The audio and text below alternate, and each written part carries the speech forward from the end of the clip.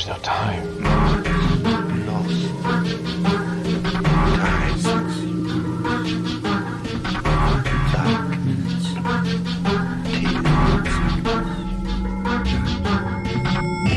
The time is 13 o'clock.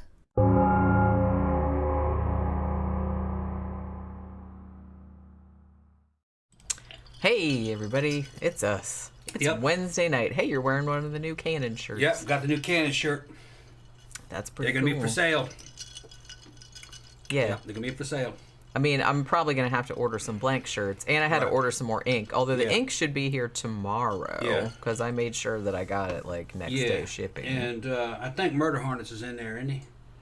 I don't know. I haven't seen him yet. Okay. All right. Because I got the OCP shirt done. Or I got the OCP screen done. Yeah, he did the screen last night, yeah. I just haven't shot one out yet. I don't have the dye. Yeah. Well, we'll get the dye tomorrow. Yeah. We should have. But I'll talk about them. I'll pump them later on. Yeah. Tonight when there's more people here. Yeah. So hopefully everybody's having a good day today. I think this is going to be a fun show, even though, well, I mean, it does kind of start out with a horrible disaster, so that's not so fun. But let me go turn this fan on. Hold on. This was actually kind of like an interesting topic that I think I mentioned this before, but I'd heard of the disaster that this was predicated on because I've been there, but I had never heard of the British Premonitions Bureau prior to seeing it on that show, The Unexplained, with William Shatner, which I think was from 2019, right? Because we were watching it on Hulu. Yeah, we still got a lot of those to watch. We do, yeah. So, yeah, and I seem to see it on one where they were talking about, I guess they were just talking about psychics over ESP or precognition or something like that. It's a good series. You guys need to see it. It's got the Shat. It's kind of like doing In Search Of. Like a modern day version of In Search Of. It's pretty good. Yeah, they do like themes, and I mean, a lot of the stuff that, we've covered on the show. A lot of it, but it's just a good quality show. But like I said, every now and then they come up with something like this that I actually hadn't heard of before. Yeah. And sometimes the data's new. Yeah, because it's a newer show. Yeah, it's a newer show, so they've updated some of the cases. You've heard the case before, but then there's like a little bit of an update in the shit that happened. So it's good. Good. This one, it's interesting because I was looking for some other kind of YouTube videos to see how much this case had like penetrated the, YouTubeosphere, I guess. I found one like podcast about it where it was kind of like our show where it was two guys and they were just kind of like fucking around half the time. But then like talking about the actual case the other half of the time, and I think it was only an hour long. And then there was kind of like a short thing. Now, a book has come out about it. A guy named Sam Knight wrote a book about this, like an in-depth thing, and he also did a really in-depth write-up about the book and about the case for the New Yorker, which is where I got a lot of the information for this show.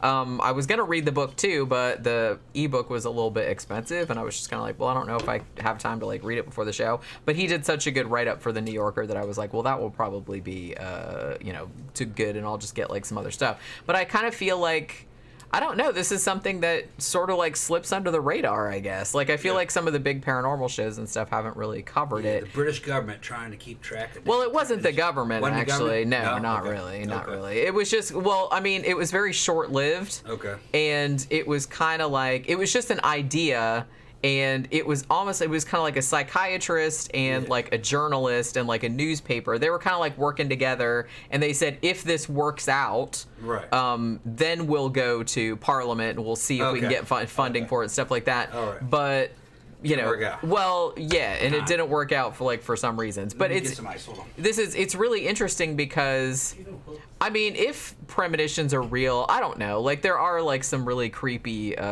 people saying that they saw stuff ahead. But the thing about it, and something I kind of want to get into when we talk about this show, is that, and I think it's a problem that they ran into as well, was that, even if you have like a shit ton of people having a premonition about something, it's like, how do you necessarily go about preventing it? Or what if the premonitions are kind of like too vague to know, like, all these people, for example, like had a premonition of like a plane crash, but it's like, millions of planes are flying around. Just how do you know like which one it is?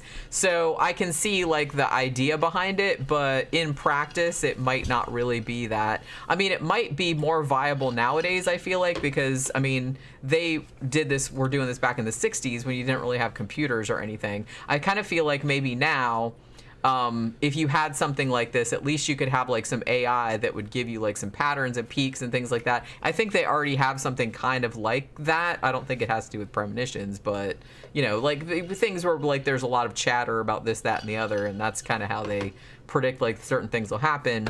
I think which is kind of like the same thing. Yeah, I remember hearing something about that like almost 10, 15 years ago, that they were using a supercomputer, taking headlines and this and that and data and trying to predict the future with it. I doubt it's possible. Yeah, the thing about it, it's like you could probably get some shit right, but... Trends, maybe.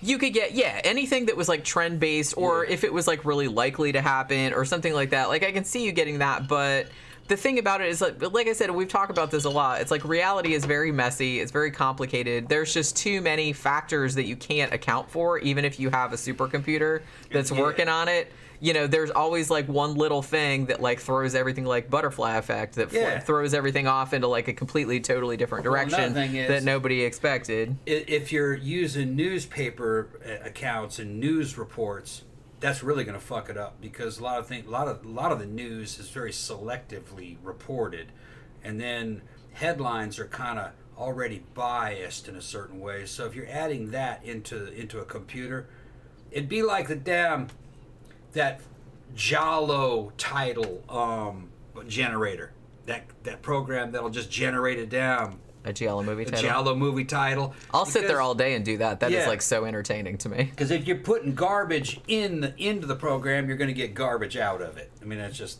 Speaking of the Giallo name generator, I actually designed a game, like a card game, where you essentially do that. It has like a shit ton of cards with like different Giallo-esque words on it, and you get it, and you have to come up with a really cool sounding title, and then you have to come up with like a pitch for like the movie that is describing. Something like that would only work. But I made a game like that. It would only work if you had a supercomputer that was sentient, that would know how unreliable data is, and to know when somebody's lying, and to really know the outside world, and then maybe it would be able to give you a basic trend of what could happen.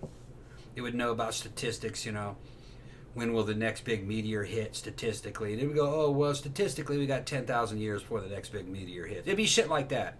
I mean, I kind of feel like they already have stuff like, stuff like that doesn't really have anything to do with human action. Right. You know what I mean? Especially the stuff that's like astronomical, because it's like we can't really do shit about that. Weather patterns, we can't really affect that to any great degree. So I kind of feel like things that are statistically based like that probably work a lot better. Things that have to do with human behavior or human actions, I don't think you're gonna you're kind of gonna have a bad time. If you had a sentient supercomputer and you started asking it questions about the future of mankind, it would probably just give responses kind of like a snotty human would. It would just say, well, you're humans and y'all are fucked up and you're dumb, You'd probably be around for another 1,000 years. And it would just be generalities, If we genetically engineer you to be better, you might be around longer, It would just tell you things like that. I don't think it would be anything you could set your clock to. John Smith said, I met William Shatner once in a hotel. If you want him to talk to you, don't bring up Star Trek. Bring up T.J. Hooker. He'll talk all day about that. Yeah. He didn't want to talk about Star Trek. Well, he's probably like sick of it, I imagine. Yeah. He's sick of damn Star Trek conventions and shit. Yeah. He was sick of that shit back in the 80s. Well, yeah, I imagine. I mean, I can see that, though. The thing about it is that Star Trek is so beloved, but it's really, like I said, it's like a double-edged sword, because it's like, it's really cool, like, that you were part of something so beloved, but then after a while you're like, I did other shit, too. Can we please talk about something else? The Shat's lived a good life, okay? He's been shielded from a lot of the fucked up shit. I really liked him in that Christmas anthology film where he was like in the Frame story, like the DJ. Yeah, he was a lot of fun in that. He got drunker and drunker over the course of the movie. They sent his ass to space. Yeah, just his ass. Just his ass. It weighed a lot. John Smith said, I just checked out the Giallo generator. My title is One Streak of Crimson on the Cold Metal Table. Well, I designed another game that was like a Giallo-style murder mystery, and I called it A Crimson Drop on a Crystal Palette because it's set in a museum. Like, it's all around museums and, like, pieces of art and stuff. That's what an AI computer would tell you about man's future. It'd probably just be shit like that. Probably. Yeah. But, I don't know. I kind of feel like, and another thing, too, that I really wanted to get into, because I found this probably the most fascinating shit about this whole British Premonitions Bureau, and one of the things that the psychiatrist that started it was really interested in, too, was, is it possible if you actually, like, believe that you're gonna die, like, in a specific way or at a specific time, like, does it actually make you die? Is it like a self-fulfilling prophecy? He was, like, actually really interested in that, and there was a little bit of that going on, in the British Premonitions Bureau situation as well. So I kind of want to get into that too, because I thought that was, like, really interesting. Like, all the kind of stuff about placebo effect, nocebo effect, all that kind of stuff. I find that stuff really fascinating, as did he.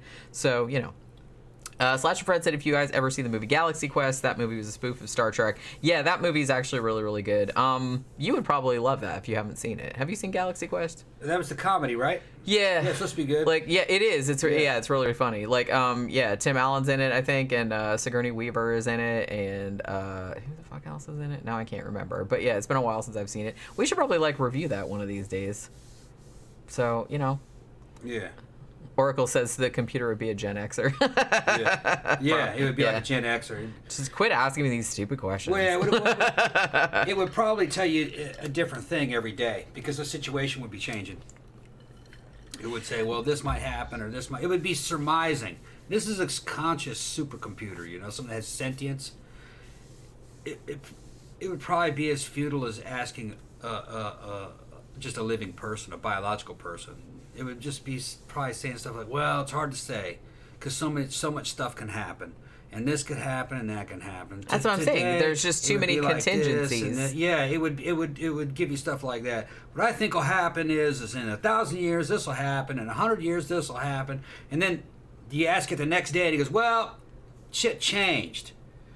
So the possibility of this happening is going to be less, and the possibility of this happening will be more. So you wouldn't be able to use the information it's given you, probably.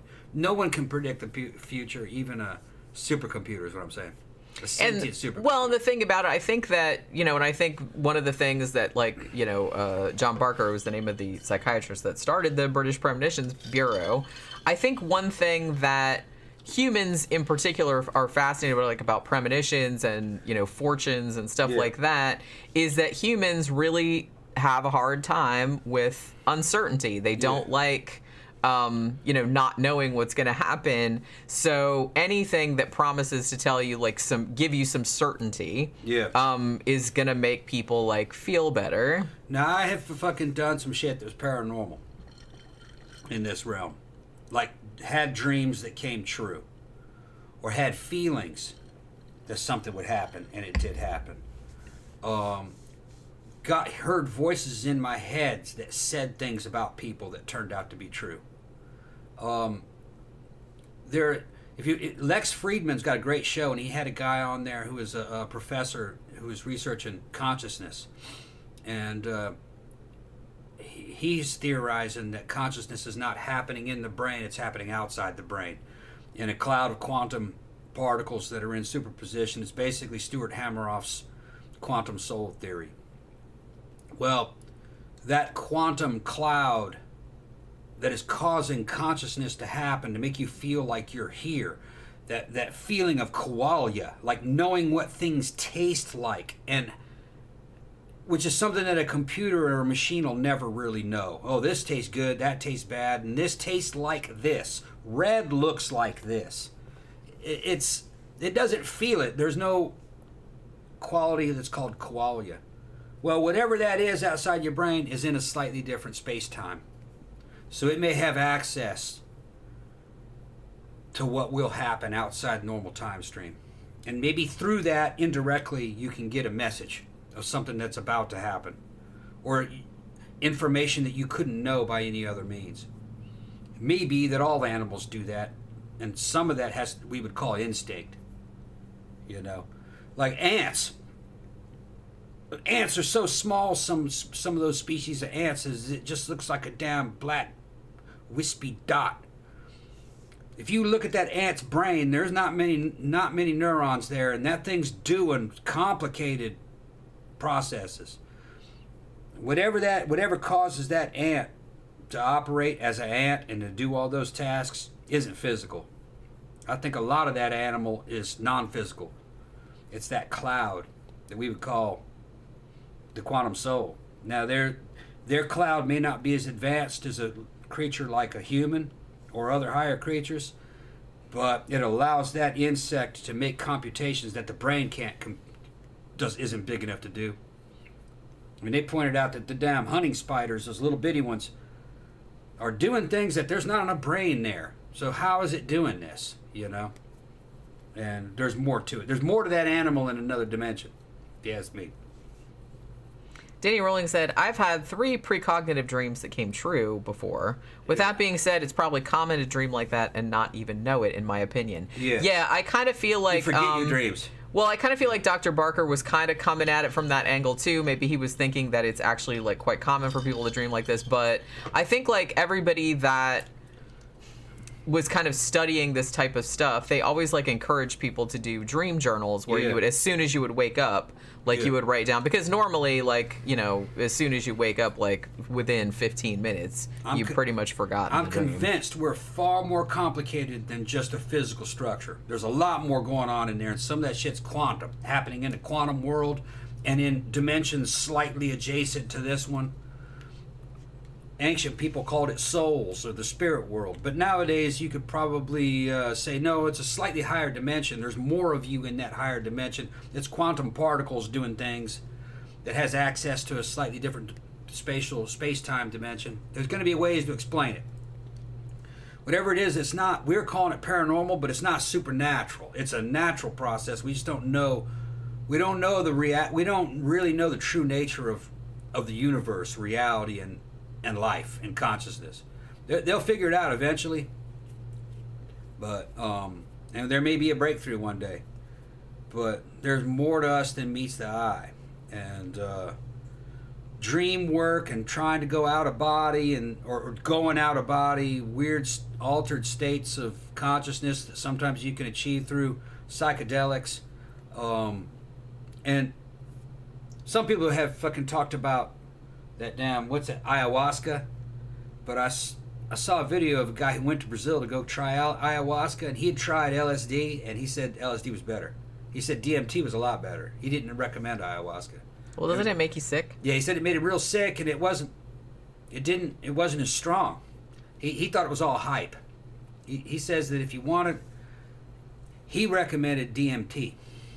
He said that was a lot better. It was a lot more spiritual. Yeah, I mean, that's the thing. Even if it is just going on in your brain, like, I think there's a lot of value. There's a lot of value in, you know, exploring those avenues. You don't have to take drugs yourself, but I'm just saying that there's a lot of value in studying people's reactions to various things like that in altered states of consciousness. Jenny never really had an altered state. Years back, got her hands on some good LSD, and we dropped, and Jenny liked it. That was her first experience with it. We're not telling people to do drugs, we're just saying what she went through. And it is an altered state of consciousness. It's weird, isn't it? It is very weird. It's weird. It's not intoxication like through alcohol. It's not acceleration like through things like cocaine or amphetamines. It doesn't feel anything like that. It's kind of like a cross between being awake and asleep and dreaming, but you're in total control of it over it. It's not a scary experience. It's very pleasant. Yeah, I mean, I know some people have had scary experiences on it, but the experience I had was very pleasant. Very pleasant, fun. Yeah. You just have to have a good environment. You got to be at home. Don't go anywhere. Yeah, that's and be with a person who's experienced. You know, because she wanted to go outside. So no, you're not going outside. Stay right here. Yeah. Yeah, I think I told that story before because I kind of thought. Well, I didn't actually think I was a werewolf. You're right. She wanted to go dig in the dirt. Yeah, I wanted to go roll around in the grass. Mm-hmm. But that's the weird thing about it. It's like hard to explain because it's like I didn't actually think I was a werewolf. I knew I was me. You just felt like one. But I just kind of felt like a werewolf. Yeah. And I think I told you I was like, I think I'm a werewolf. Right. It was kind of for me in that particular one. I was having a good time, but I had to keep an eye on her. Yeah. Because that was her first time, and I wasn't really sure how she was going to react. and I wasn't able to go inward. I wanted to just kind of cover my eyes and lay down and go still and just vanish and go inward into the inner world, but I wasn't able to do it because the situation didn't allow for it. I wanted to see if I could reactivate fucking psychokinesis or maybe see the future or get in contact with the higher versions of the Jungian self, but that's something you can only do when you're in a safe environment and you can focus on that. I had to kind of watch her, which that's fine. That was part of the plan anyway. But she could probably do it now. It's been years now, but she could probably do it now where I could trust her. Yeah. Because I mean, you never know what I'm gonna do, though. Yeah. Right. Well, no, I think you can. I don't even know what the hell I'm gonna do now. She was just having fun. She's, I see, I understand now. Let's go play. Like, no, you can't go outside. Yeah, Camp Guy said acid makes me feel an incredible oneness with everything. Yeah. Yeah, it's like your place in the universe. And it's funny because I remember, because I was very lucid, and I remember thinking that, like, when I was actually, it was nighttime because we did it like all day, and it was nighttime and I was sitting by the sliding glass door in the bedroom, and me and Pookie were like sitting there like looking outside like at the stars, and I said, oh my god, I understand all the fucking hippies now, like what they're talking about, right. Like when I understand what they're talking about. CIA was using it to experimenting with using it as a weapon because there's no OD points, so you could spray it out of a helicopter or spray it out of explosive fucking artillery shells and have it land on enemy troops and just get them high as hell and they wouldn't fight. So you could go out there and capture them. That's what the idea was. Didn't quite work out that way. But that would be a good one to use because there's no OD point, which means you're not going to kill them if you get too much. Yeah. So, and then they also tried to use it for what's called depatterning, which is fucking brutal. MK Ultra had an experiment going on up in Canada with a psychologist, and he was just taking people and putting them in dark rooms and filling them up full of LSD. We did a show about that. We did a show about it. Yeah, I thought. And then electroshock treatment for like a year to totally reduce that person down to an infantile state, and then build them back up. Depatterning, which means erasing the mind. Totally inhumane, and then bring them back and make them a different person. They were trying to make Manchurian candidates, but they were using a psychiatrist up in Canada where they could get away with it. All right, they were using him as kind of like a research scientist, as a private contractor to erase people's minds. They were doing this to housewives that had no problems, like depression. Totally fucking crime against humanity. And they got away with it. So I do not trust these fuckers. Do not trust the CIA, FBI, none of them guys. They're all bad. They were always bad. I feel like it didn't really work to any great degree. Yeah, it kind of worked evidently. It's just that it's still fucking torture. It is, yeah. I'm not saying that it's like it wasn't a big deal. I'm just saying it didn't even work. And then they took German research from the Third Reich. What they were doing is they were taking...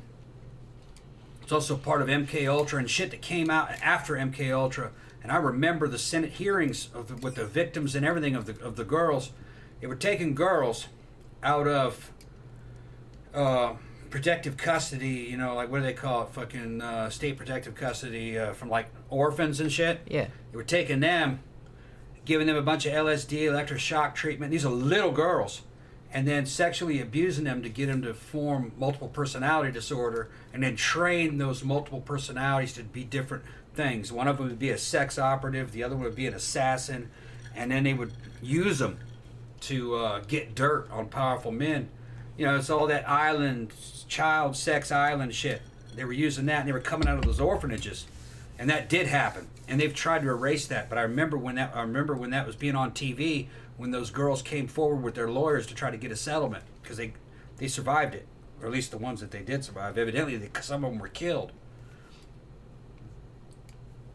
This is not a fucking clean deal with these agencies, man. They're bad. They were always bad.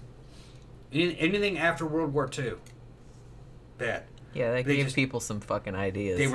And that was part of MK Ultra. They were trying to make assassins and sex operatives out of little kids. Because they couldn't use the gay thing as an angle to get somebody to fucking talk or to control somebody. They wanted mind control. Like you could control somebody like remote control. You can only do that if you have leverage and dirt on them. The gay thing wasn't enough. The pedo thing worked a lot better. So they wanted to go that route. And they learned that from the Nazis. The Nazis were doing that. Their intelligence agencies figured that out. And we brought them in during Operation Paperclip. This is all secret history. It's true if you dig it up. They just try to suppress it. Operation Paperclip just didn't bring rocket scientists. They brought in a bunch of other shit. Psychologists and fucking mind control people. Because mind control is the opposite, is the perfect weapon. Much better than nuclear power and everything. It's just because you can get people to stop fighting. And you can win a war. Because as you've seen now, if you resist forever, you win. They got 85 IQ dudes in flip-flops up in Afghanistan, whipped our ass because they just resisted forever. Same with Vietnam. If you can get them to stop resisting through mind control, then you'll win. So mind control is the fucking holy grail. So that goes back to this shit. Premonitions, the power of the fucking mind. Okay? It's if you can control the mind, your own mind and the minds of others, you're the man, you're the king. All right? Premonitions may be something that the mind can do. I've dreamt things that came true. I've seen things that, or thought things about people that turned out to become true. And it wasn't some higher function of being fucking educated or high IQ or any other bullshit. It was just instinct. You know, listening to things that happened in my own mind. It's like a voice, like, hey, that's a bad person. And I don't know why I hear it. But then later on you find out, yeah, that is a bad person. Jenny saw me do that years back. I said, no. It was a dude that turned out to be a rapist. Yeah. Remember? Yeah. He's known for that shit now. As soon as I saw that dude, fucking after about 3 or 4 exchanges in terms of sentences, I was like, nope. Yeah, he is the creep. Nope. And it wasn't anything that he said. It was just a bunch of cues in his delivery, his body language, and I just got a signal from one of the facets inside my mind, because there isn't one mind. This is proven. You're a multiplicity of fucking consciousnesses. You're a group inside your mind. Each one of those little individuals is like a part of a committee, and they're all talking to each other. And then they come up with a consensus, and they give that consensus to the thing that you call yourself your conscious mind. And that one consciousness guy talked about that. Some of them in me are like Venom, or fucking the dude from The Shining, Jack Torrance. Some of them are good and some of them are bad. But that's with everybody, though. Wait, you have good ones? I don't think. Yeah, I got good ones. I don't think you have good ones. I got good ones too. I got good ones too. I had Sophie fucking send me a message. She goes, you know the whole thing about Venom and fucking that thing that attacks you? She's like, I got one of those also.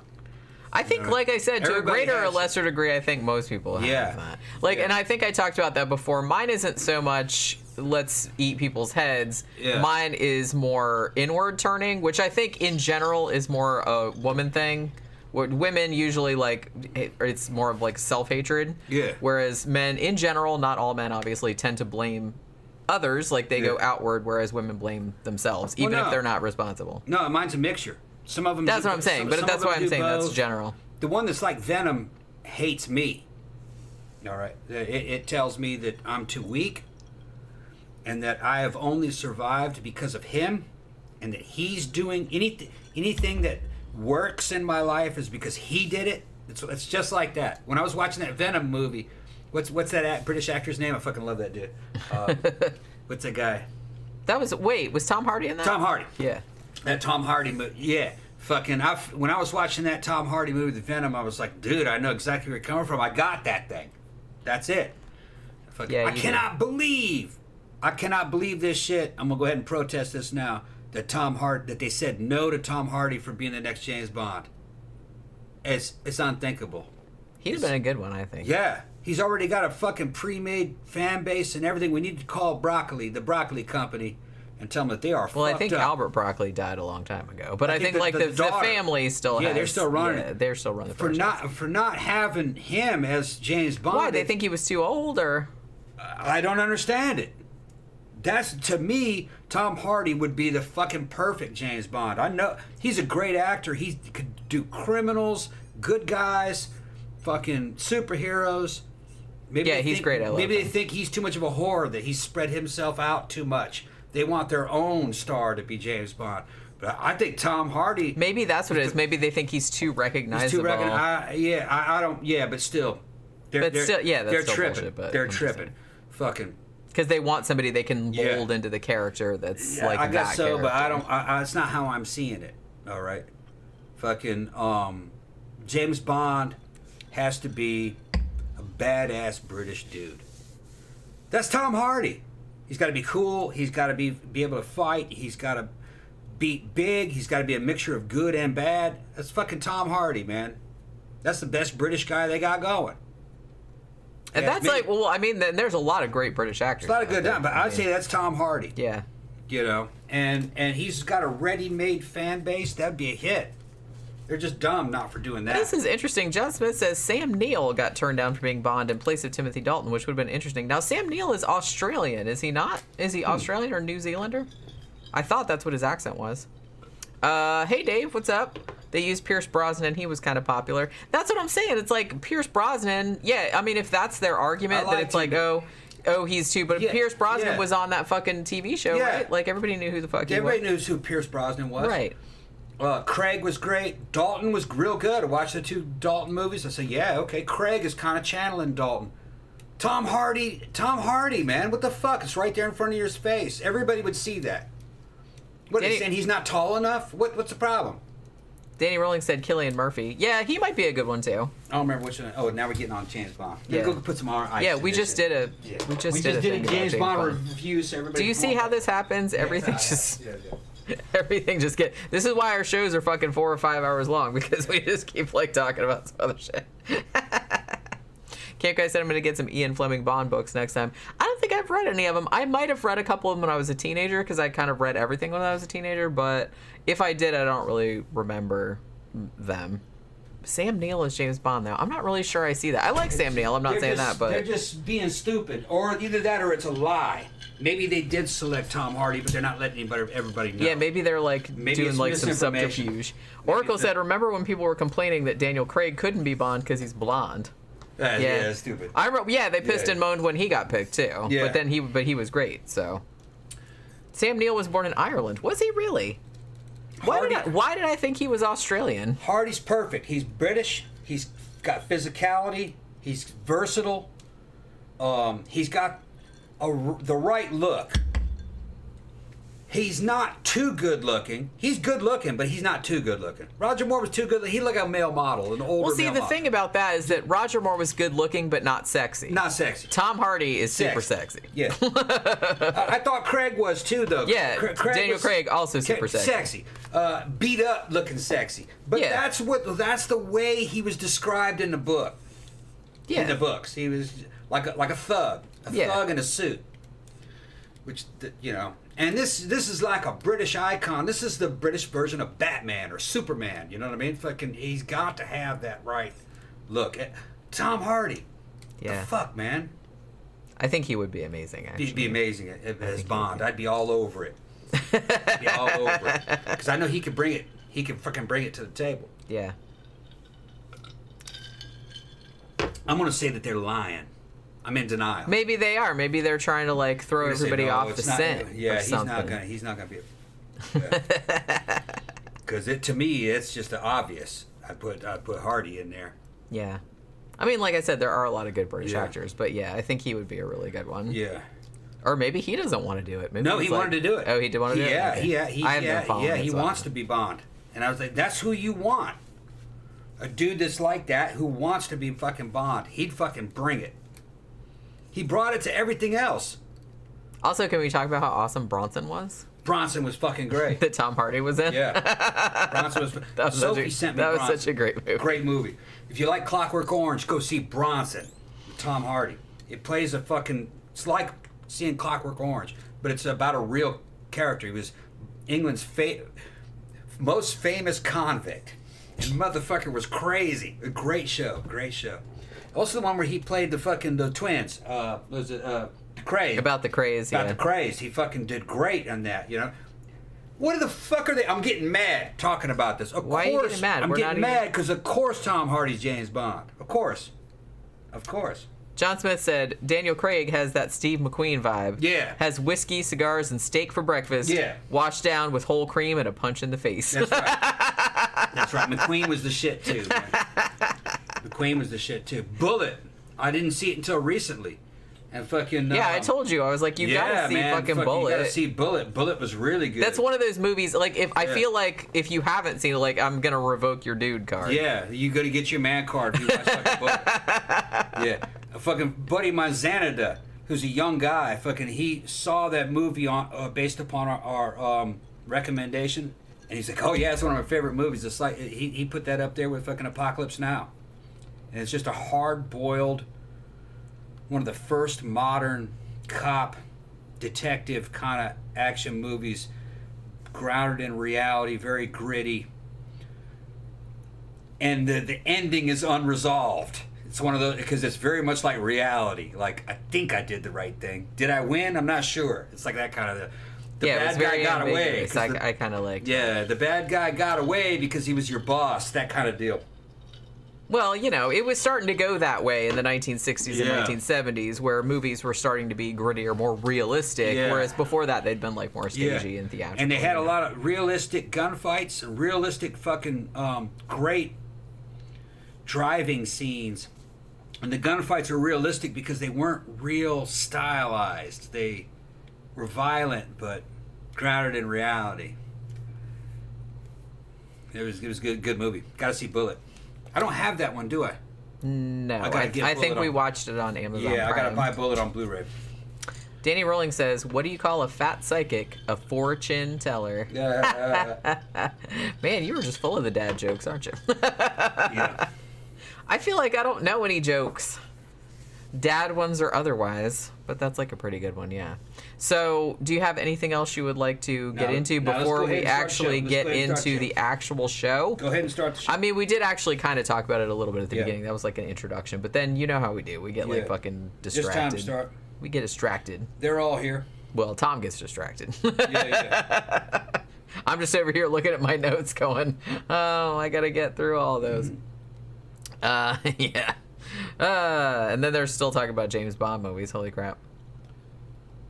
Okay. Well, all right. So we're going to start talking about this now. So yeah, I'm reading comments. Because otherwise we'll get back, like into the James Bond thing. And we just did a James Bond review like yesterday. Right. And y'all are trying to pull us into the world of Bond and shit. Which I'm going to go back into Bond. I want to see. I have all the Pierce Brosnan ones. They were okay. GoldenEye was the best one. The last one wasn't that good. The last Brosnan one. I want to go look at a couple of the Roger Moore ones. I never saw Moonraker, which I heard was the cheesiest one. I want to see that. It's pretty fucking cheesy. Yeah, I heard that was pretty cheesy. Yeah. I want to see some of the Sean Connery ones. I saw them when I was a kid, but they didn't, I was too young to really get an impact on them. I want to see a couple of good Sean Connery ones, but I'm not sure which the good ones are. You guys can drop them in the comments section. But I want to see a couple of those. Now, somebody was saying Thunderball was kind of like outside canon, but it was good. They had Sean Connery in it. I would like to see that one too. Yeah, I think, like I said, over the years I've probably seen all of them or bits of all of them. I just don't remember which ones are which, you know what I'm saying? Other than like the real iconic ones. So, John Smith said best Bond movies, Man with the Golden Gun. If only because Christopher Lee is the man. Okay.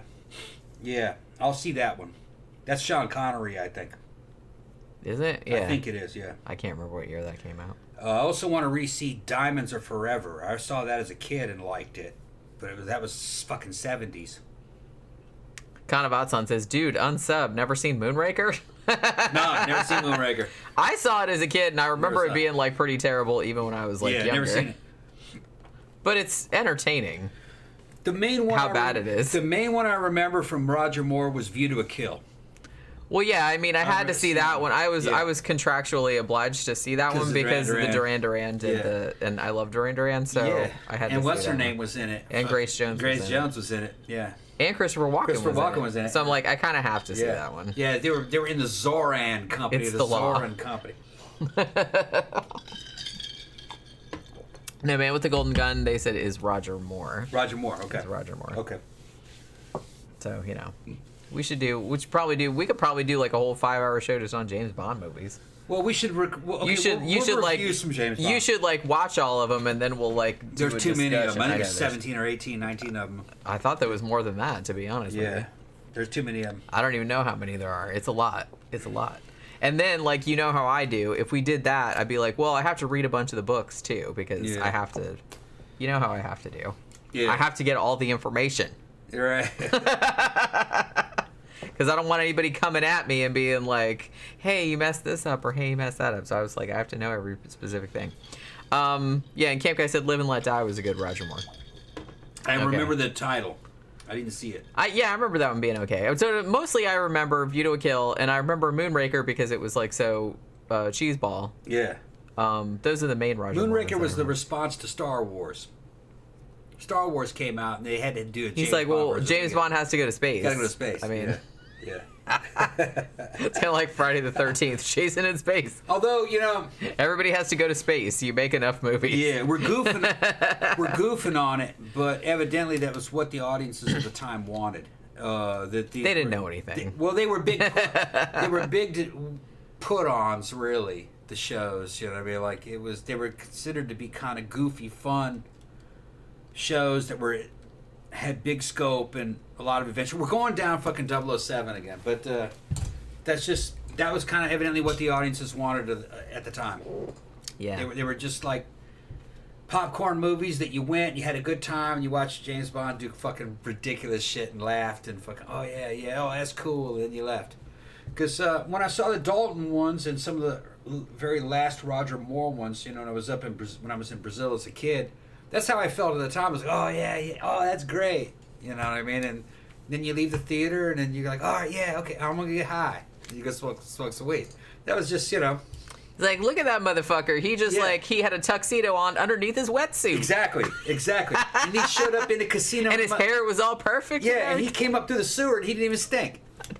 You know. Yeah, how funny would it have been if like everybody was like, yeah, you like he been in the farted sewer or something? pipes? Yeah.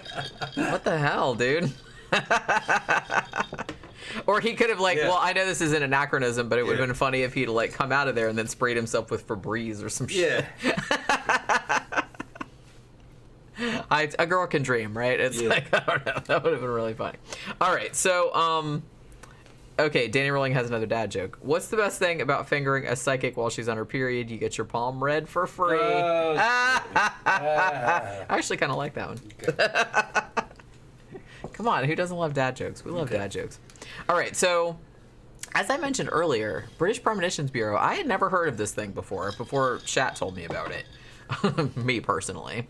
And although I will say that I had heard about the disaster, which the catalyst for it, which is what I'm going to talk about right now. So the disaster that happened that brought the idea of the British Premonitions Bureau into being was the Aberfan disaster. Now, I've actually been to Aberfan. It's in Wales. Because where I lived was not too far from there. I think it was only 5 or 6 miles away from where I was living at the time. And it's going there is like really creepy because like you read about it and a bunch of people died, and I'm going to get into it, but it's like now it's like this big cemetery, and like when you go there, you really get a sense of like, oh my God, that is so many people. I mean, this wasn't like this was like a pretty small village, right? And they lost like a couple, 116 people, something like that, like in one day, and most of them were children, and it was just like really horrifying. Put some ice in this one. So seeing like all the graves and stuff, because it's like I said, it's like this big cemetery there, is like really, really creepy. Like it really got to me. So I have been to Aberfan, I've been to Merthyr Tydfil, I've been to Big Tip, I've been to all that stuff, I've been down to the coal mine and everything. It was like a long time ago, but I've been there. So the Aberban disaster is what gave what gave John Barker, the psychiatrist behind this, the idea for the British Premonitions Bureau. So what the Aberban Disaster was, if you don't know, back in October of 1966, there was a colliery spoil tip in this little town called Aberfan. Now, the tip, you know, because if you have a coal mine, you have like a lot of waste product, right? So they would usually like, you know, put it kind of up in a mountain. Actually, the town where I lived in Wales, there was a mountain in the middle, like of the two towns, and it was almost all like old coal slurry. And they were trying to like get rid of it, like slowly, you know what I mean? Because they didn't really have coal mines anymore. Like they'd mostly been closed in the 80s. So this tip, which had all this stuff, was on a slope above Aberfan, which is near Merthyr Tydfil, big coal mining town. And it was kind of on top of a natural spring, which you're not really supposed to do for this exact reason. Now, there had been a period of heavy rain leading up to this. I believe it had been raining a lot for like 3 weeks prior to the disaster happening. And on this particular morning, which was October 21st, 1966, the water in the tip had built up to such an extent that it essentially all slid downhill as coal slurry. And it went over a school, which had just started classes for the day, and over 18 houses. So it ended up killing 116 children and 28 adults. Now, the town of Aberfan actually had 7 spoil tips. Tip 7 was the one that went into the village. They had started that back in 1958. At the time of the disaster, when it slid down the mountain, it was 111 feet high. Now, as I said, actually, after the disaster happened, the National Coal Board like got on the case, or they actually got in trouble, and a bunch of people got fired and blamed for it because you're not really supposed to put like a coal tip on top of a natural water spring, but this one was. So not only had it been raining for 3 weeks, but it also had like a spring underneath it. So all the coal slurry had become essentially, or you know, the coal waste had become saturated with water, and it all just like suddenly slid down at once. So it was about 110,000 square or cubic meters, rather. Pubic? Cubic, I said. I think you said pubic. Okay, are you 9? I'm just fucking cubic, I said. Cubic meters, or 140,000 cubic yards of coal slurry that came down on this town. And as I said, the school was the main. I mean, a bunch of buildings were hit. 18 houses were destroyed also. But the local junior school was the main building that was hit, and 116 kids were in there. That's ridiculous. Were killed. Yeah, basically they said it sounded like, you know, people that survived, which was not very many. But they said, yeah, it sounded like a jet plane all of a sudden, and then they were just all buried. Like it happened which is horrifying. Imagine that. Horrifying. Damn. So 144 people. 144 people. Wiped out. Just wiped out in a morning. It was just whoosh. And they were all fucking dead. Yeah, there was times where... That's crazy. There was a flood that happened here in the United States back in the 1800s. Man, I don't remember all the details now. I think it was some kind of a dam that broke, and it wiped out an entire town with thousands of people in one day back in the late 1800s. Remember that town? I think I might have brought it up on one of the other shows, but you remember there was, I think this happened back in the 1800s, but you remember the town, was it in Baltimore, or I feel like it was somewhere like up in the Northeast someplace, where the town flooded with molasses? Do you remember that? I remember that one, yeah. Yeah, it was just kind of, I don't remember how many people died, but it was kind of famous. I mean, it's still kind of famous that it's like, I think it was like the molasses plant that was in town or something like that, like some horrible cataclysm happened, and there was like this big molasses flood. We take so much shit for granted in the modern era.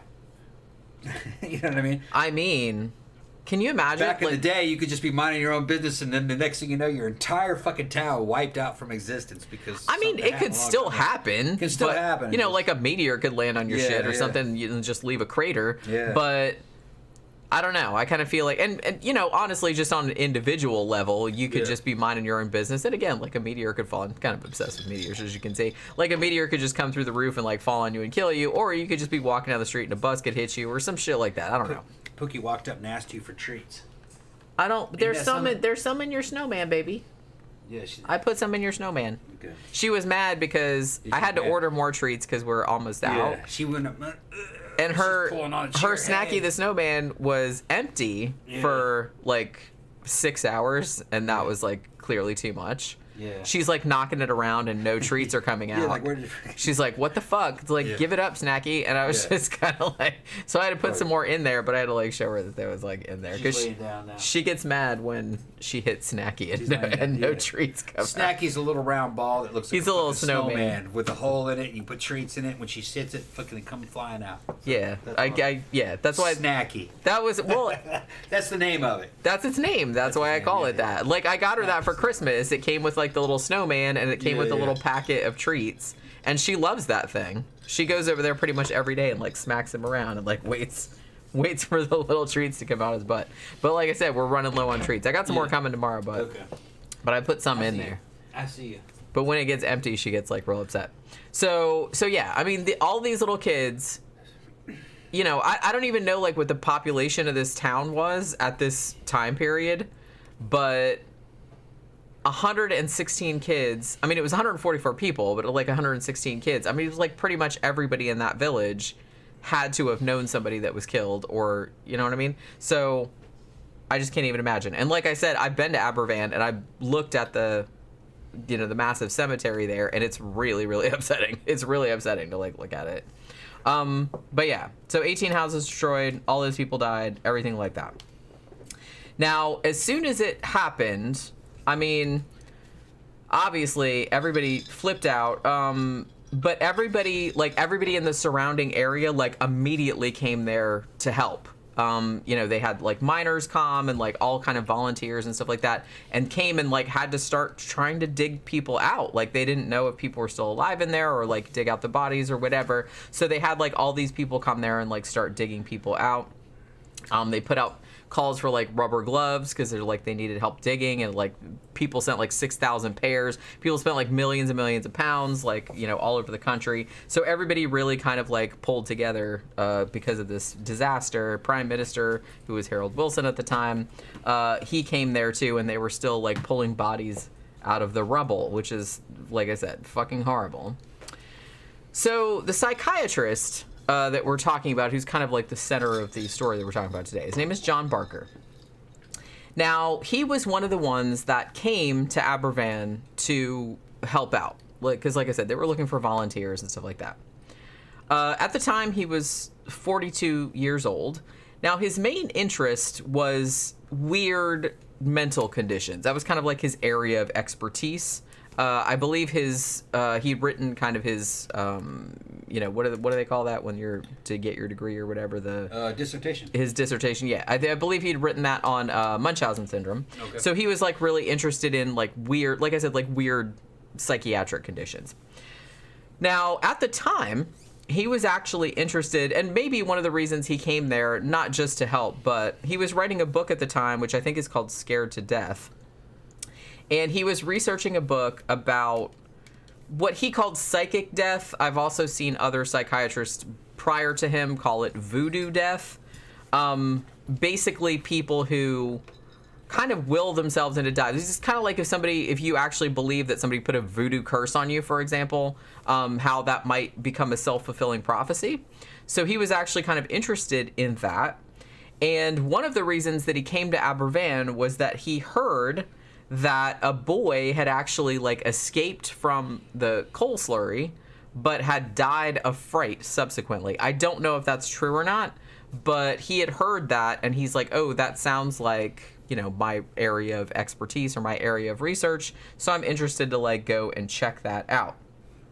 So he gets to the site, like people are still being dug out, like from underneath the coal slurry, and he said it was horrifying. He said it looked like the fucking Blitz from World War II, right? He said it was just like that. Now, while he was there, he started hearing people's kind of chatter, like people talking. And he said he heard more than one family talking about weird dreams they had had prior to this happening, and like weird omens, stuff like that. So as he started like asking around, he found out that one 8-year-old kid named Paul Davis according to his parents, presumably, the day or the night before the disaster, he had drawn a picture of a bunch of people, like little, stick figures, digging in the hillside. And there was it was kind of all black. And then underneath it said, "The End." And he had drawn that the night before. And Paul Davis, the kid, actually ended up dying in this particular disaster. There was also another little girl who was 10, and her name was Errol Mae Jones. And apparently, according to her mother, 2 weeks before the disaster, she had told her mom, just out of the blue, that she was not afraid to die. And the day before the disaster, she said to her mom, "I want to tell you about a dream I had last night." And the mom was like, "Yeah, I don't really have time right now. Tell me later." And then the kid said, "No, you have to listen to me. I dreamt that I went to school and there was no school there. Something black had come down all over it." Now, as far as I know, she also went to school. She didn't want to go to school that day, but her mom made her. And I think that's kind of what I heard anyway, and that she also ended up dying in the disaster. Now, as I said, at this point, Barker's just interested, but I mean, it could be that, you're just going on somebody's say-so or somebody's words. Maybe, they could be making more out of it than is, but, so Barker was actually, even though he was a psychiatrist and he'd published in the Lancet, he was a very well-respected medical professional, but he had, ever since he was a kid, he'd been very, very interested in paranormal stuff. But he didn't really make a big issue out of it, I guess, because he thought people would make fun of him or not taking him seriously or anything like that. But he was a member of the Society for Psychical Research. That's a well-known organization. Yeah. I mean, the British one has been around since the Forever. late 1880s. They have an American one, too, which was formed a few years later, I think. Yeah. It's kind of like fucking the the real-life version of fucking the League of Extraordinary Gentlemen. Is kind of what that was. It was dudes that were kind of like... they were investigators that would... I don't want to call them debunkers. They were investigators. But...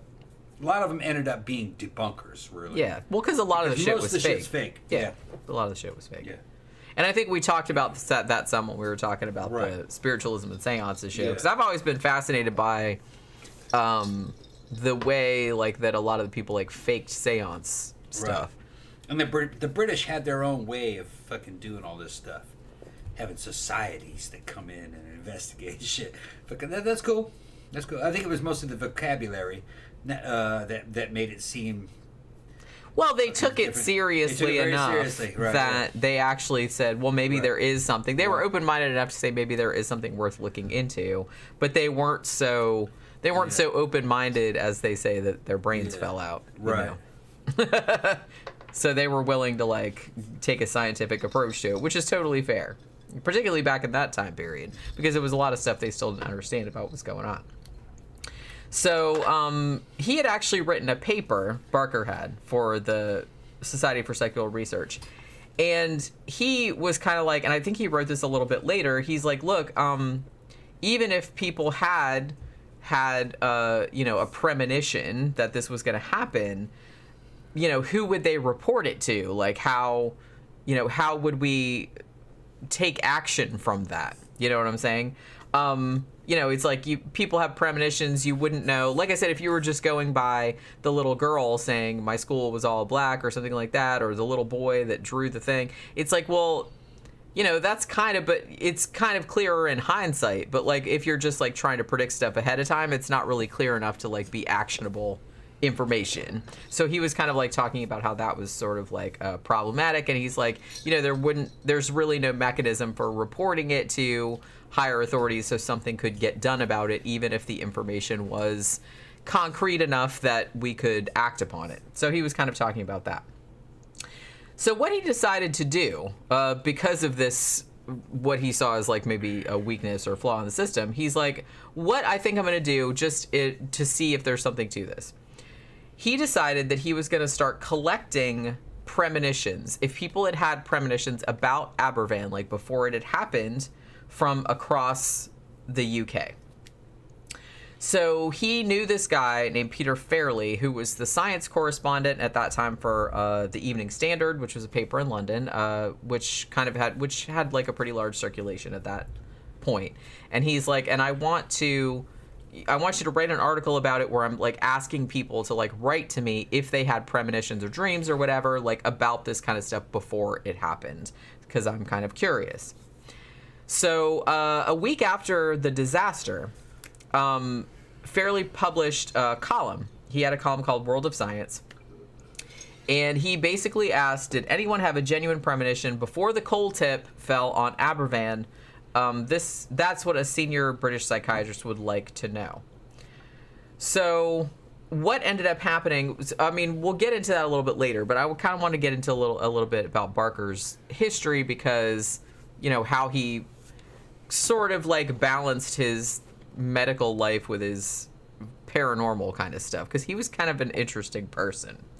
Now, at this point in time, this is the 1960s, I kind of feel like a lot of Britain's mental hospitals were still very Victorian. They were kind of like using a lot of methods that obviously would be horrifying by modern standards. What Barker was working on at the time of the disaster, he worked at a place called Shelton Hospital, and his big thing was aversion therapy. So he would do electroshock therapy, which is, you know, that's another thing. But I mean, he did a little bit more humane electroshock therapy, but it's still electroshock therapy. And he would also use drugs that would make you sick, like to try to like keep you from, like the Ludovico technique in Clockwork Orange, essentially, where it's just kind of like, we're gonna try and like make you not want to do things by making you feel ill, is basically what he was doing. It doesn't work. No, but that's what he was working on. And that was kind of ahead of its time. Yeah, like, it was very cutting edge back then. No, it doesn't work. Yeah, no. But but yeah. They didn't know, they had to find out. Yeah. He actually, apparently, according to the New Yorker, he had a slot machine installed outside his office, which if you pulled the lever, it gave you a 70-volt shock. So what the fuck? Just for shits and giggles. Yeah, okay. He just wanted to see if people would do it. Ow, quit touching my shit. And yeah, so pretty much.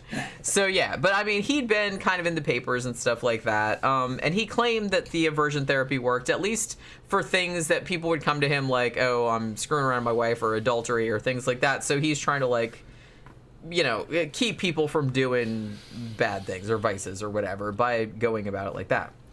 But according to a lot of his coworkers and things like that, he kind of had, he was an interesting person, like I said, because he was very, I don't want to say emotionally volatile, because that sounds like he was a rage monster. But I think that he was very prone to stress, anxiety, depression, that kind of stuff. Because he had previously worked at a mental hospital in Dorset, and it had something like a nervous breakdown, like in his 30s. Which was apparently kind of a big deal. But he did end up getting this job at Shelton later on. So Shelton, at the time that he worked there, I mean, it had been built in 1843. At the time that he worked there, there were about 750 patients in it. And a lot of the people that worked there were older, like their families had worked there for a really long time. There was another psychiatrist who worked there with him named David Enoch. And he had worked there for about a year, and then I think that Barker came the following year. Now, him and Enoch were both kind of like more into modern techniques. So they were very into, we need to modernize the mental health like infrastructure in the UK, because it's still very Victorian. So what they were trying to do was they still wanted to do electroconvulsive therapy, but they wanted to, I mean, prior to this, they would still do electroconvulsive therapy, electroshock therapy, but they would do it without drugs or painkillers or anything like that. So they're like, okay, well, we still want to do it, but we at least want to like give people drugs so it's not so like upsetting for them.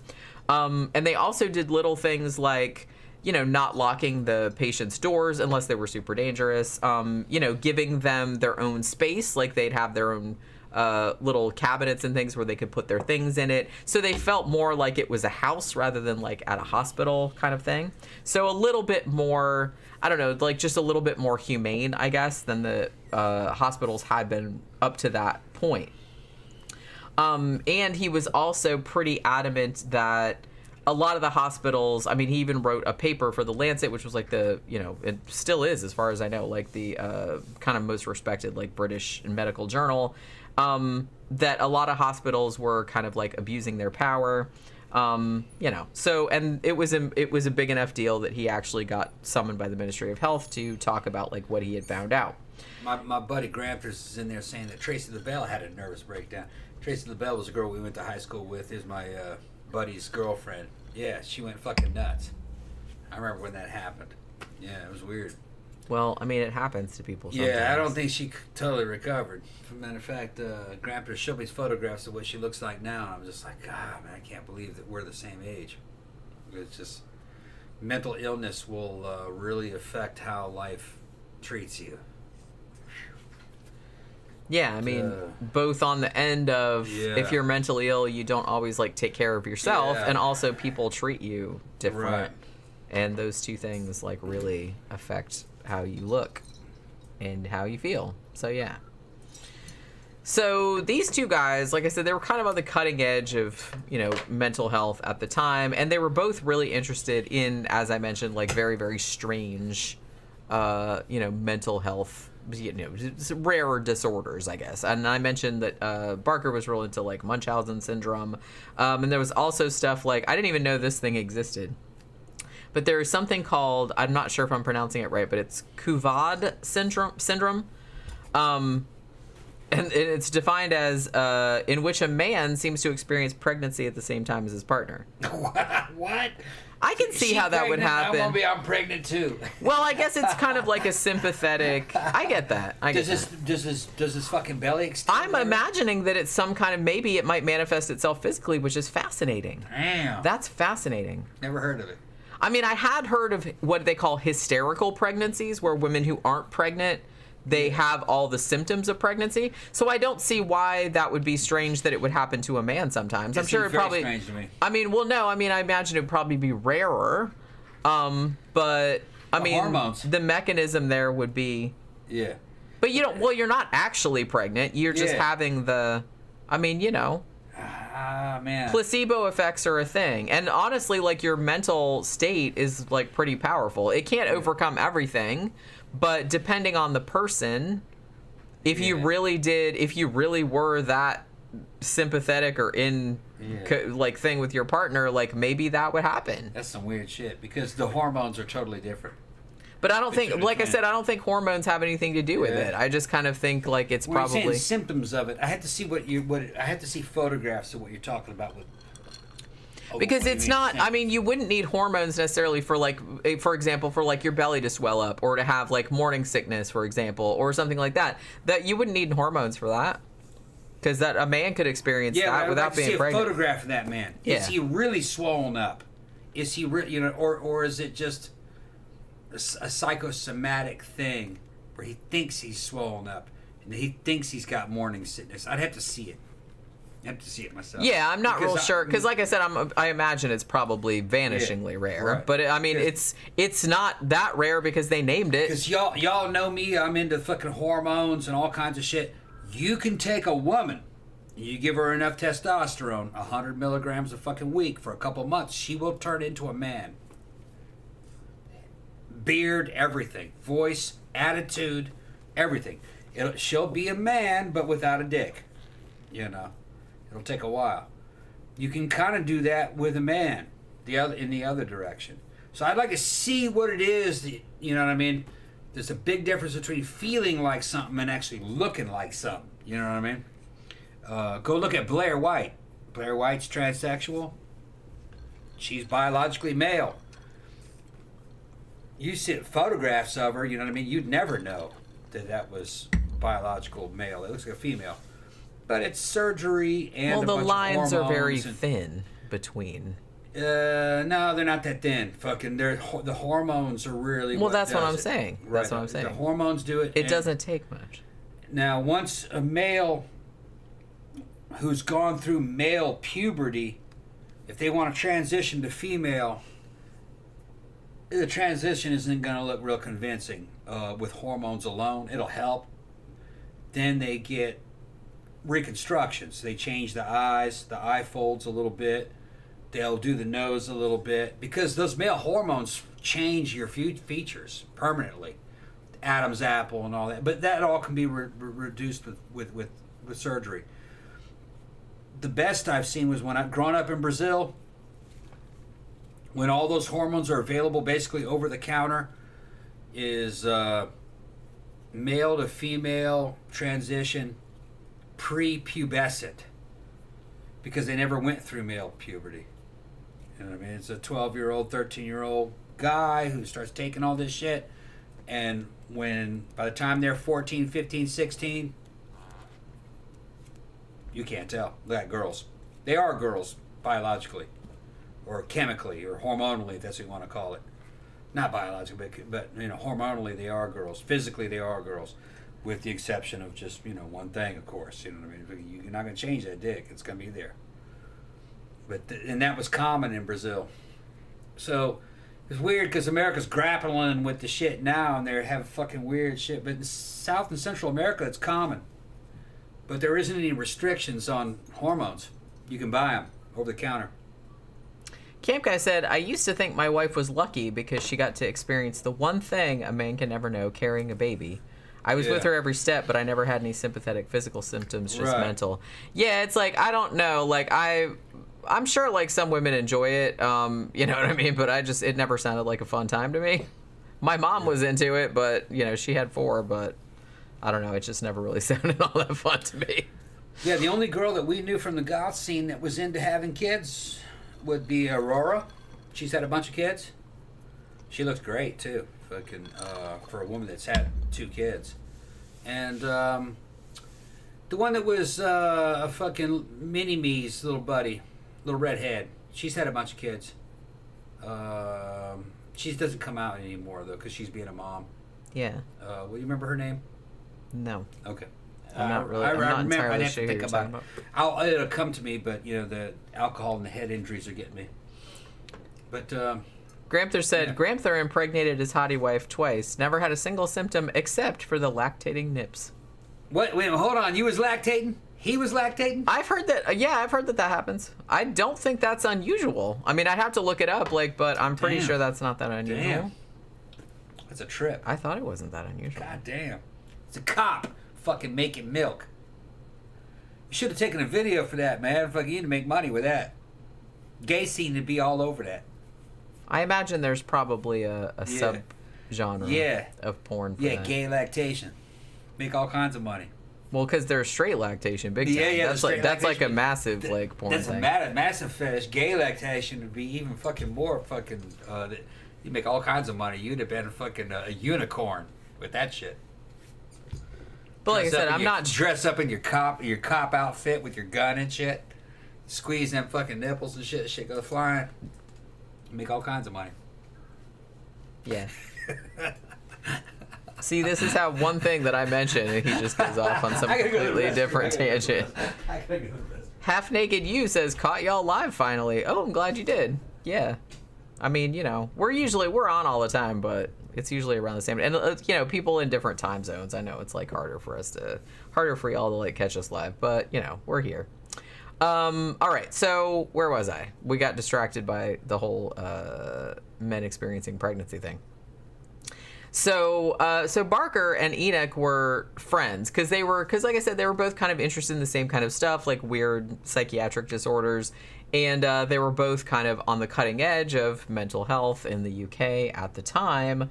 So they would talk all the time. But Enoch said that Barker never really mentioned that he was really into paranormal stuff, probably because he'd been burned before. Like, he'd told people, hey, I'm really into, like, the occult and the paranormal. And people were like, okay, and you call yourself a scientist. But it was probably that kind of situation. So Enoch said, like, until later, he didn't really know that, like, Barker was super into paranormal stuff. And the reason that he was into paranormal stuff, I feel like, a lot of it kind of probably came from his childhood. Because John Barker's dad, he was an accountant, And he said that his dad was like very, very grounded, very, he called him matter of fact. You know, he was just like a regular, very realistic dude. He served in the First World War and had supernatural experiences, which he was completely serious about. So I think that maybe affected... I don't know. I kind of feel like that maybe affected Barker's thing, where he was just kind of like, oh, well, here's this dude who's been in World War I. He's very, math-oriented. He's very logic-oriented. And yet, he still says, seriously, that he's had these paranormal experiences, so maybe there's something to it. So he was, like, really interested in the paranormal. Like, he went to Borley Rectory, which we did a show about, which I think was complete bullshit. I think it was a hoax. But he did go ghost hunting there. He, would go to, like, various haunted places, and would, like, try to talk to ghosts and stuff. He was, like, real into it.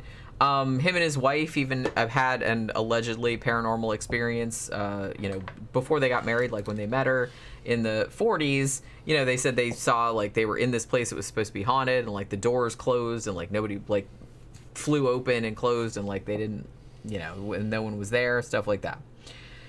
Now, so what got him interested, though, in the thing that sort of, like, interested him about Aberfan? He read about this case in 1965. There was a case that was written up in the British Medical Journal, or BMJ, about a woman in Canada. She was 43 years old. Now, she's not named in the paper. She's just called Mrs. A.B., and she was admitted to a hospital to get, like, very, very minor surgery. She was having problems with incontinence. So they were doing, like, a very minor surgery, like, on her vaginal wall, because there was some kind of, like, leakage or something like that. So they were like, it wasn't any big deal, nothing. So she's going to do that. They did the surgery. It was done in an hour. Now, when she came out of the anesthesia, she started complaining about pain on her left side, and she went into shock. Her blood pressure dropped, and she died.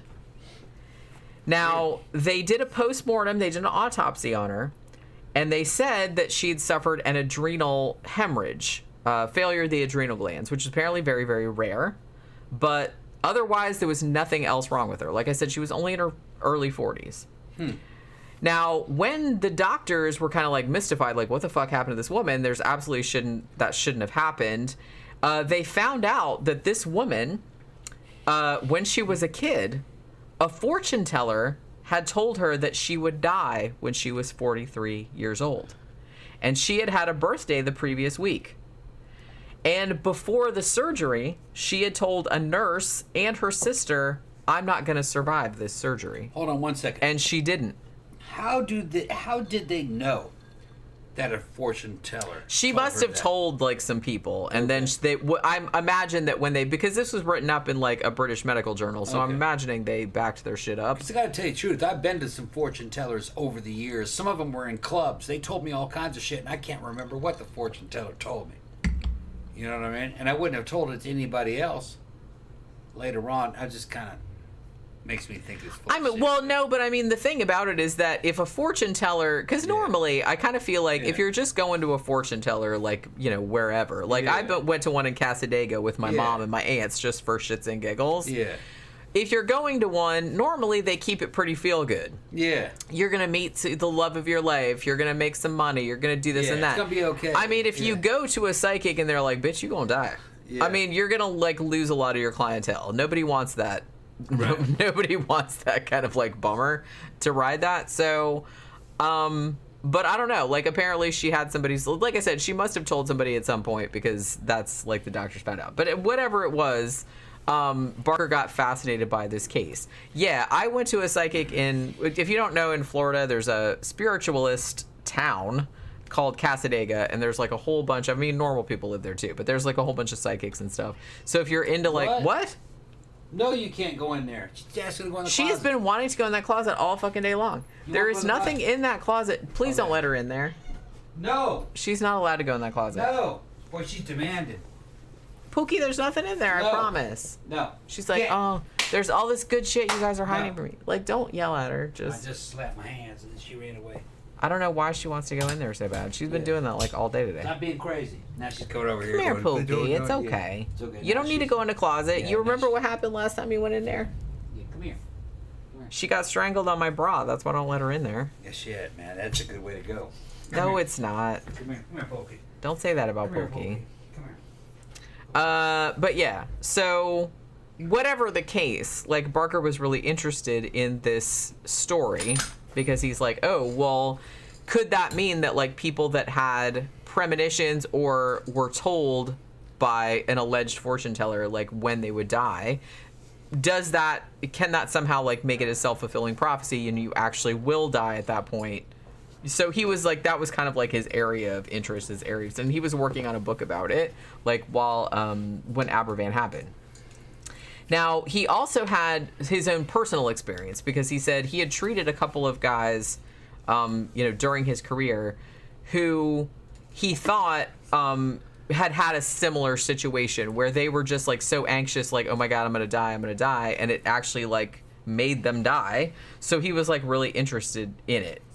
As I said, he wasn't the first person to look into this kind of stuff. Back in the 1940s, there was another guy who at Harvard who called it voodoo death, but he wasn't talking about like quote unquote modern societies. He was kind of more into talking about quote unquote primitive societies like voodoo curses and stuff like that. So that was kind of his area of expertise. But Barker believed that the same mechanism, whatever it was, might also apply to modern people as well, that there may be some kind of biological mechanism behind this kind of thing where people actually feel like they're going to die at a specific time, then maybe they would.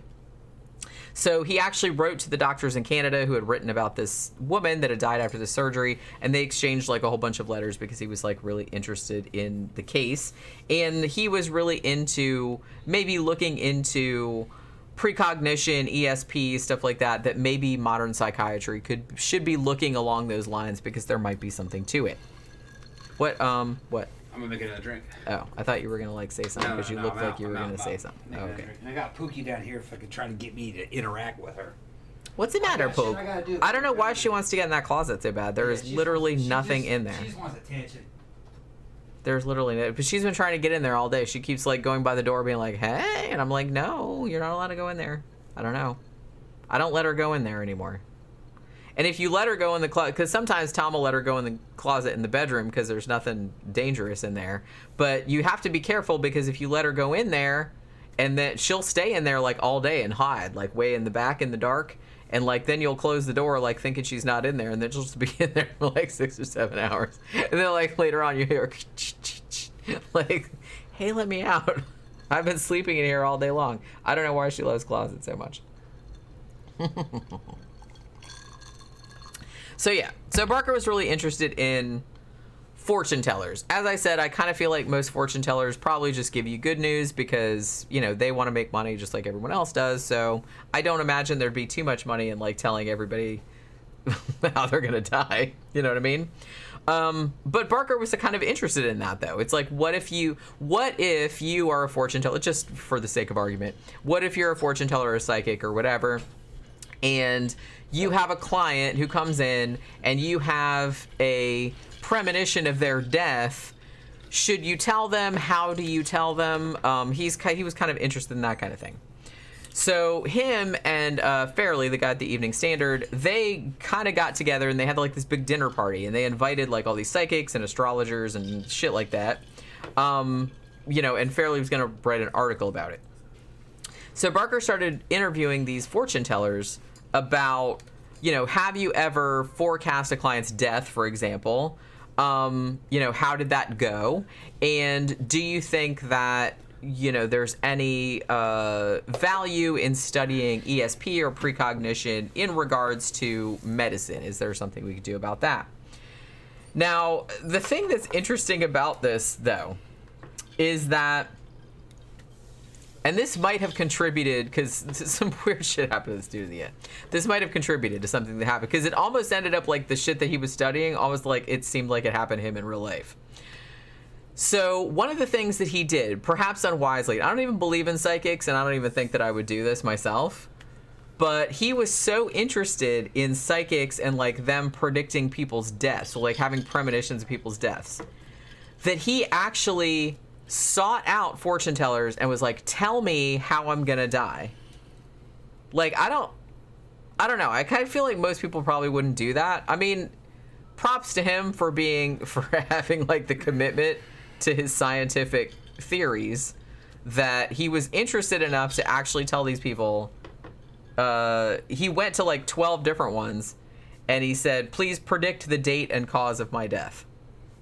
You know? Yeah. Like I said, I don't even believe in psychics, and I don't even know if I would do that. I'm not going to tempt fate. You know what I'm saying? But, most of them were like, nah, bro, we're not doing that. Cause you know, there's really no percentage in it for them. I don't blame them. One of them said, okay, I'll do it. As it turned out, this person was wrong. But in the course of this experiment, there were some psychics that kind of impressed him with some of their observations, although not really knowing in depth what the observations were. They sound very vague to me, like, oh, you know, you have, like, 4 of them told him, oh, you have, like, this big division between your work and your hobby, which he took to mean, oh, my scientific endeavors and the occult paranormal stuff, which, like I said, that's vague enough that could kind of apply to anything. One of the psychics, however, did know that he had had a nervous breakdown before, like, at the old mental hospital before he had moved to the new job, so there was that. But the other stuff, like I said, seemed kind of like lame, like standard fucking psychic bullshit kind of stuff. So, as I mentioned, a week after the Aberfan disaster, when they published the ad in the paper that said, hey, did anybody have any premonitions about this happening? We want to hear about them. So they got 76 replies. And some of the replies, there was a guy who was from Lancashire, and he was 63. And he said that 2 nights before the coal tip had collapsed, he dreamed that he was trying to buy a book and that he was looking at this big machine that had buttons on it. He said he thought it might be a computer, but he wasn't sure. On the screen of this alleged computer, there were letters on it that said Aberfan, but he said that he had never heard that word before. So he had remembered that, so he wrote that in. And this was 2 nights, so he said, before it happened. Another person who was in Plymouth the evening before, like the night before, she was at a spiritualist meeting and had what she called a vision. So I guess it wasn't a dream. She apparently told 6 people at this meeting. You know, according to that, I guess she had people backing her up on it.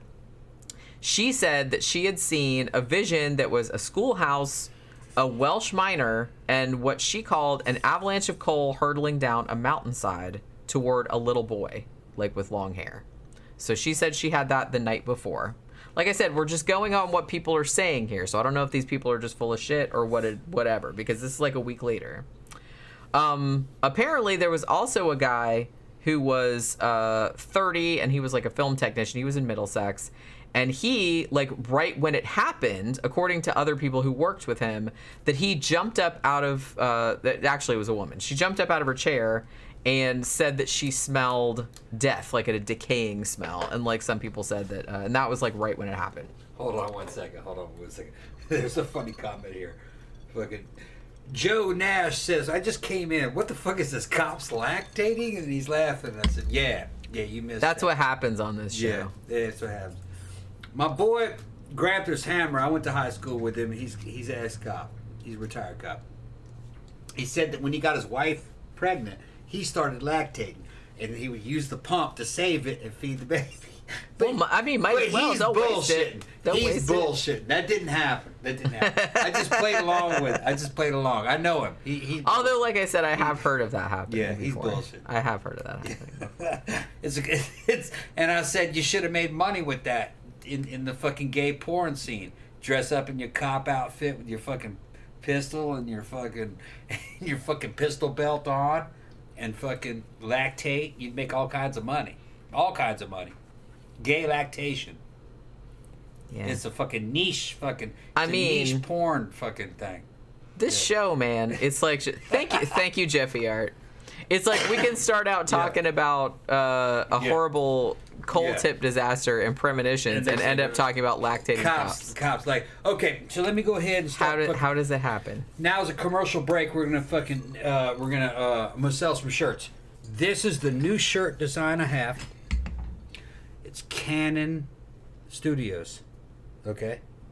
If you drop a super chat in of $20, do your name and fucking I'll send it to you for $20. Whatever size. I mean, you'll have to like contact me later with your address and size and all that kind of stuff. We'll write and it it might down. be a little while because I gotta order blank shirts if we don't have them. Yeah, we may not have your size. That might take a few more fucking days to order that. But I have the screen ready for Canon, and I have the a lot of shirt sizes ready for male and female shirts.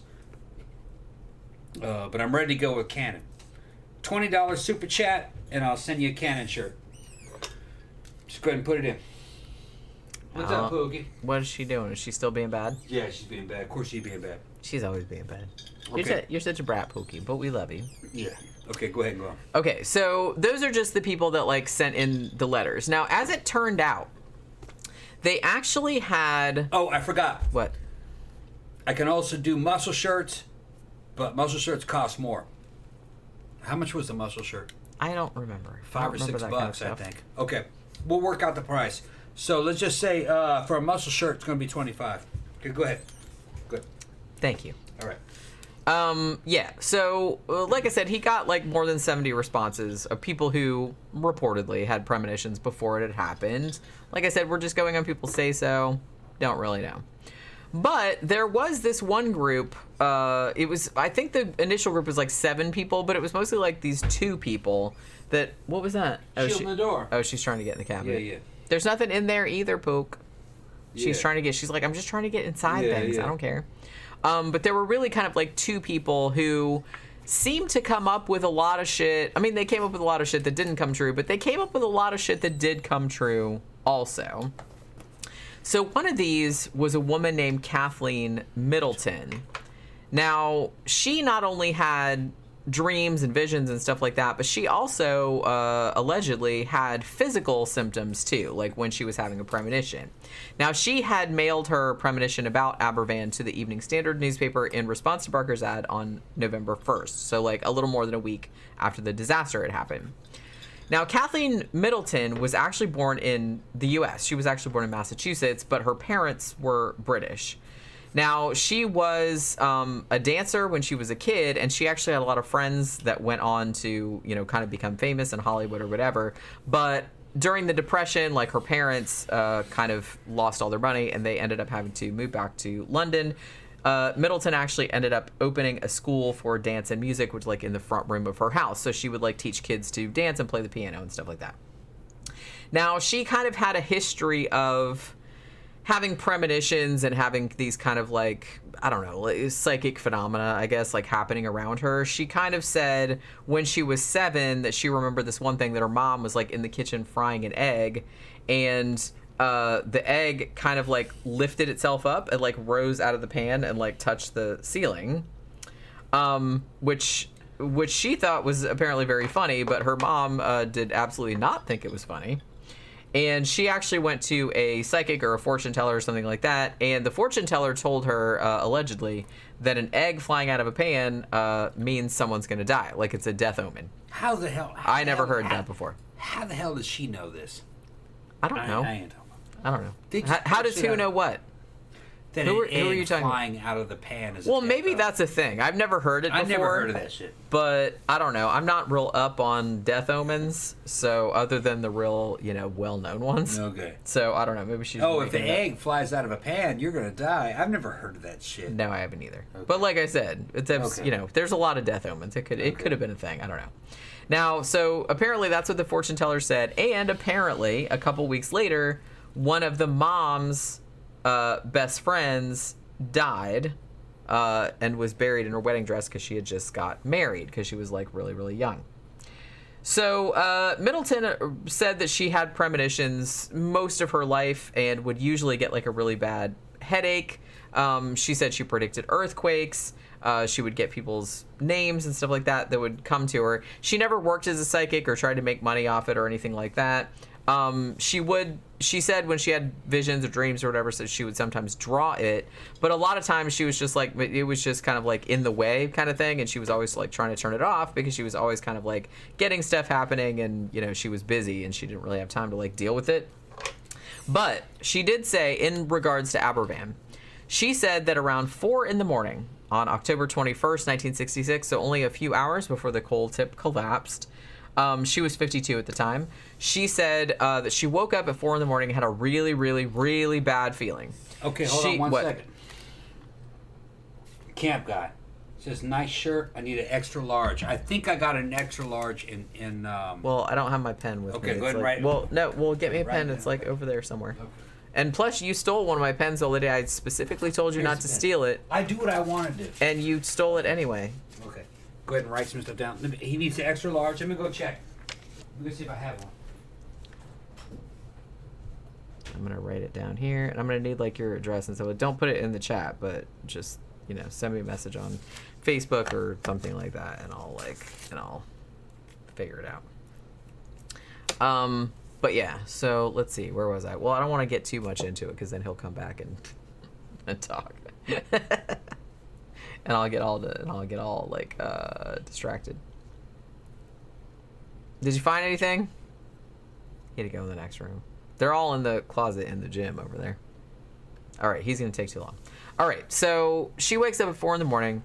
Says she has a really, really bad feeling. She says she woke up and she couldn't breathe and she was like choking, and she said she felt like the walls were caving and like something was like coming in on her. Okay. Camp guy got an extra large we in do have an stock. extra large. I'll shoot that out and I'll send it to you. Okay. Okay. Yeah, like I said, we even got the I got a scale, and I got Right. a printer for the postage and shit like that. So we got all the stuff. We now. can do our own shipping right from here now. Oh look, I got my little fucking radio. Is that gonna make a bunch of noise? No. I just needed it for a flashlight that was on it. Okay. So anyway, so she wakes up with this horrible feeling, feels like the walls are closing in on her, she said. And she actually told the guy who was lodging at... Camp guy says he wants a snake Plissken as well. That's another $20. I got to get another extra large. That was the last extra large. Okay. So, if you want a snake Plissken, you got to send me another 20. Okay. Okay. Okay. Can I go now? Yeah, go ahead. All right. So she tells her, the guy that was lodging in her house, whose name was Alexander, and he worked the night shift, so he got home like that morning, and she told him about it. She's like, man, I woke up and I felt like I think something really bad's gonna happen. And so apparently she had this feeling like the night before it happened, and then when she saw it happen, and saw the ad, like she wrote to them. Now, in the weeks after the disaster, the psychiatrist Barker, he had like he called the people percipients. That's what he called them, like the people that had that had premonitions about it, and he actually went out to meet a bunch of them. Now, what he found from this kind of a little bit unscientific, I guess, but it was kind of like a field study, I guess. So he goes out and like talks to them, and he thought, and somebody brought this up earlier, that he thought maybe that okay, so there was Another 20 for the snake. Okay, so let me ask you this, camp guy. Do you want a big image or a small image of snake Plissken? Here's the difference. A small image of the snake Plissken will kind of make you look bigger. Okay, make you look more muscular. The bigger image is just kind of, it'll wash you out a little bit, be like this. So I have two different versions. A small image of snake Plissken or a full size. It's up to you. Just drop it in the comment section. Okay, go ahead. Okay, where was I? Yeah. Okay, so so he goes to meet a bunch of these people, and he figured out from talking to them that probably these types of premonitions were not all that unusual. His kind of thing was, and this is from the New Yorker article, that he thought it might be as common as left-handedness. Okay. And because he found this kind of interesting, he's like, oh, we need to broaden this experiment. We need to like kind of, upscale this somehow, like make it bigger. Now, at the time, the guy he had been working with at the Evening Standard fairly, he was also on TV sometimes. He was on the BBC and stuff. And him... Okay, wait a minute. He wants a big image of Snake Plissken. Write that down. All right, I got you. I mean, I figured because that one looks better. Yeah, and that was my last extra large, so you're going to have to wait a couple days for me to get the second extra large. Well, I might have to go through there. I got to go through there and see like what sizes we have. And so I might as well order a bunch of them at once. No, I went through it. There's only one extra large right now, so we at least need more. That's not what I said. I said I need to go through there and see what sizes are in there. Okay. And then see if I need to order some, because I'm not going to order just one shirt. I'm going to order like a whole bunch of different. I mean, might as well. I got you, camp guy. I'll take care of you. I got your order. Okay. And then we'll get your address later. How do we normally get address? I usually with Facebook or email or whatever, anything fucking like Facebook us your address, camp guy. Yeah, I'll send it to it's you. like Okay, so where was I? All right. So fairly, like I He said, said email. Okay. Give me your email and I'll send you my address. Well, you type. I can't type it on here, so you got to type it. Okay, look. Just you type it. You type it. Type it on what? On your thing. You can chat in the chat, right? Yeah. I just can't. What's the email that we're using? Just do gravecake Okay. at gmail.com. Easy. Okay.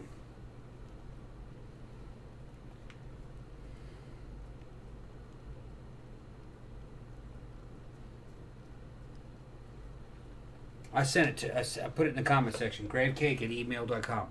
Gmail. Gmail.com. Did you do it right? Yeah, I got it right. I mean, I haven't seen this. Yeah. Yeah, that's it. All right. Yeah, that's my. Right. I mean, I have several emails, but that's. He one said of he got it. Gravecake. Okay. Okay. You got it. Send me your send her her address. them. Yeah. All right. Yeah. So anyway, this guy that wrote for the paper, he was also on TV sometimes. So one of the things. So him and Barker and some of the people that said that they had premonitions of the Aberban disaster, they were supposed to appear on David Frost's show, which, like I said, if you're in the UK, because I saw Frost Nixon, but I even remember who David Frost was. So, and I'm from the US, but I'm kind of like an Anglophile. But yeah, he had like a really big like interview style like chat show back in the 1960s. And they were supposed to be on that show.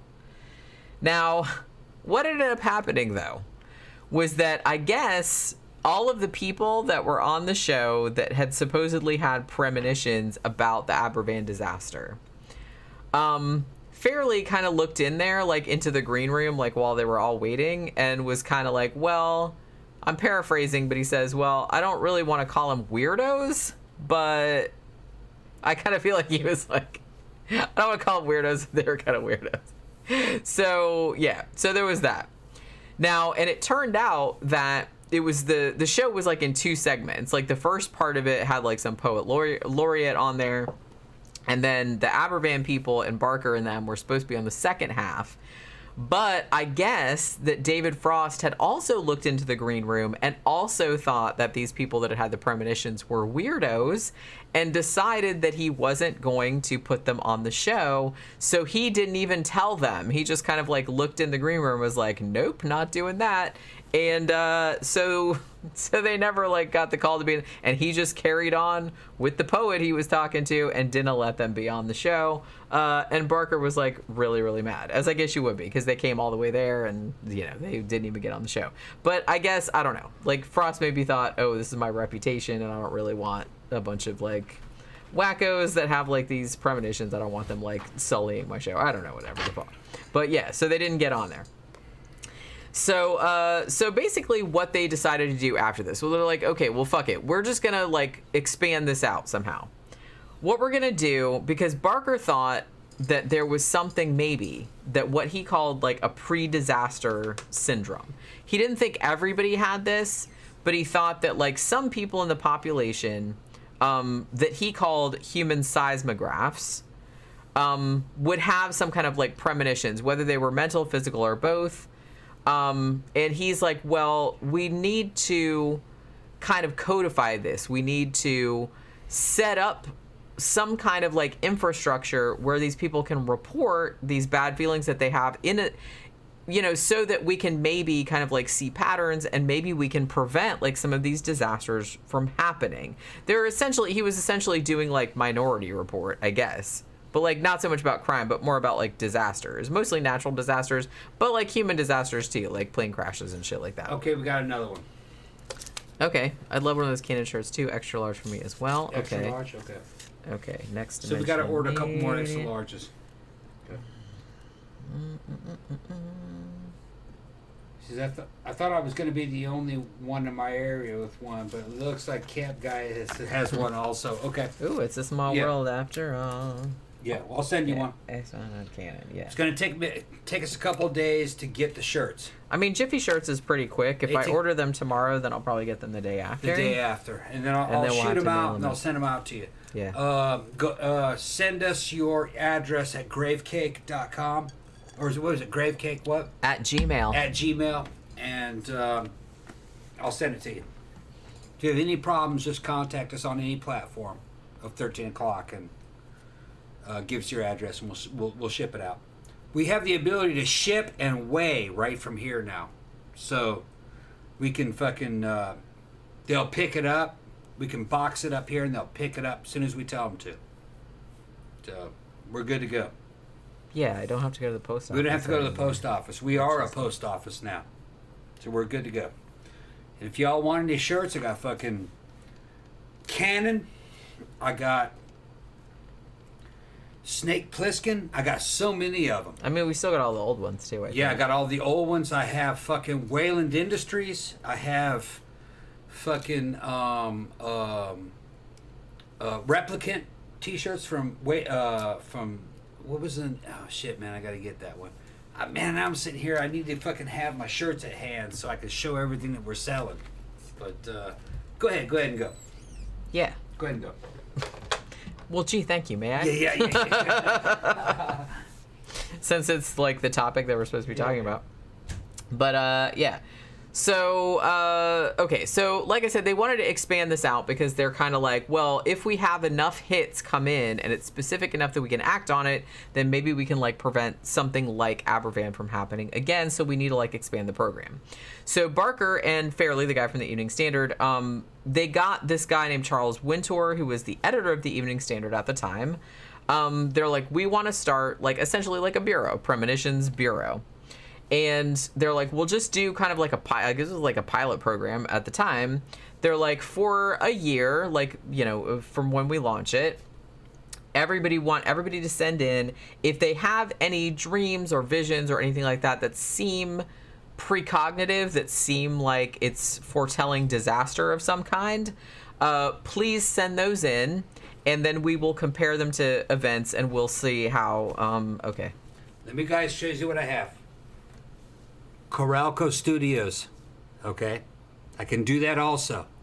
It's a fantastic fucking design. It's exactly like what they showed. Oh, shit, I can't get it close enough. You guys know that studio. It's great. All right. Bunch of B movies. I have that. These are original designs. Nobody else fucking offers this.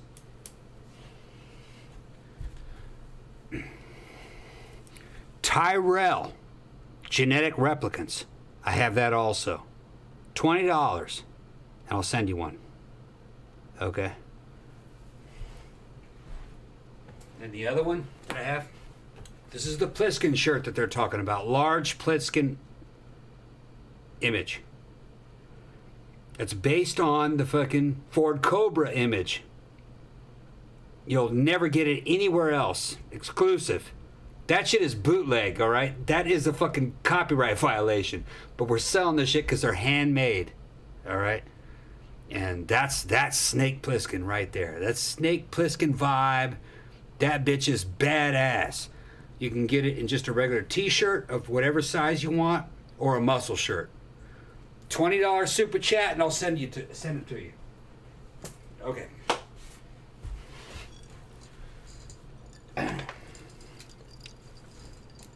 Okay. Yeah, Jeffy Art said maybe you guys should do a separate stream showcasing your designs. Yeah, we probably should. Yeah, I no, wish it's her pain in the awesome ass, but here's the thing, man. We have to fucking do commercials of some sort. Okay. All right. I lost my place. Okay. So, yeah. So they tell people, for a year, we're going to do this, like I said, pilot program for this bureau. So if you have any feelings or anything like that that seems prophetic, like dreams, visions, please send them in. You know, if it's some kind of disaster, something that we can, like, you know, compare to an actual event. So they wanted to do that. So they even had, like, Fairly had, like, a stamp made with, the, you know, a date on it, so that you could, when shit would come in, they would stamp it, so then they compare it to stuff later on to see how accurate it was and shit like that. So they started this little bureau, this little experiment. They started it early January of 1967. Now, Fairley, from the Evening Standard, like the science correspondent, he came up with an 11-point scoring system. So you'd send in a prediction, and he's like, okay, we'll give 5 points for how unusual it is, I guess. I'm not really entirely sure what that means. So I guess, like, rarity or, you know, detail, attention to detail, maybe something like that. 5 points for how accurate it is, and I'm assuming that that was after the event had actually happened. You know, like I said, at this point, they weren't really trying to prevent stuff. This was just kind of like the pilot program where they were seeing if there was some kind of phenomena there that they could work off of. So they wanted to kind of see, are we going to have, like, this big influx of people that are, like, sending in these accurate predictions that we can, like, match to stuff later on, and then we can, like, work from there. So 5 points for unusualness, 5 points for accuracy, 1 point for timing, which I guess would have to, like, time frame, like, how soon before the event or whatever. You know, is there enough time to, like, act on it? Now, when they launched it, interestingly, that same day, there was a guy named Donald Campbell who was 46 years old at the time, and he was like a boat racer. Like he would do he was trying to do, like, world records, like world speed records, like in a speedboat.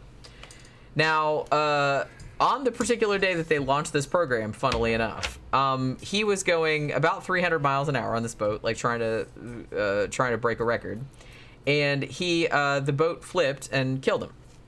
Now, interestingly, he had been very superstitious. They said he was afraid of the color green. And he also played solitaire. Now, the day before he died, he had, on his solitaire game, he turned over the ace of spades and the queen. And then all the reporters that were there, because he was talking to them about, you know, the record he was going to break, he says, you know, Mary Queen of Scots drew the same cards before her execution in 1587. And then he said, and this is a quote, "I know that one of my family is going to get the chop. I pray to God it is not me." Turns out, guess what? It was him. He did die, like, the day after that. So, you know, that was kind of interesting also that happened, like, on that day, that he seemed to have had a premonition of his own death. Although, like I said, he raced speedboats, which is a very risky proposition. So I don't think it's crazy to maybe, like, have a bad feeling that, oh man, I'm not going to, like, come out of this one. I don't know. I kind of feel like maybe. Now, the Premonitions Bureau, even though it sounds like kind of a crazy idea, I mean, it's not that crazy if you really think about it, but it wasn't the first time that something like this had been, I don't know if, like, attempted would be the word, but, like, people had ideas about it. Like, in the 1920s, there was a guy who was named J.W. Dunn, who was a aeronautical engineer, and he wrote a book called An Experiment with Time, and he was trying to tie in his dreams, like, that he thought were precognitive, and he was kind of talking about how it related to, like, quantum physics, relativity, stuff like that. A lot of people didn't really understand it, but he was one of the first people, I think, that was telling people to, like, keep track of their dreams. Like, as soon as you wake up, write your dreams down, because a lot of them might be prophetic, and we don't know, because most people, when you wake up, like, you forget your dreams. So you should probably, like, write them down as soon as you wake up, and then you can keep track of, like, how, if any of them, like, come true or not. There was also something like a few years before, like in 1963, J.B. Priestley, who was a playwright, he actually kind of had a same kind of thing where he asked viewers to like send in their kind of if you had precognition or anything like that, and he got like 1,500 replies. So it wasn't the first time. I think that Barker, though, was like trying to actually like codify this, like make this a thing. I think he envisioned like a database, essentially, of people every time they had like a bad feeling or a vision or a prophetic dream or something like that. They would write it down and they would send it in. And I kind of feel like he was feeling like there'd be this, like it would all be cataloged, and when the technology was available, they would keep track of it so they could track patterns and stuff like that. And I think that he wanted to get to a point where they would be able to, you know, narrow the focus enough that they could maybe prevent some of the stuff from happening that people had predicted. You know what I'm saying? I think that was what he was hoping would happen. I mean, spoiler alert, that's not what happened, but I think that's what he was envisioning. That's kind of the feeling I get.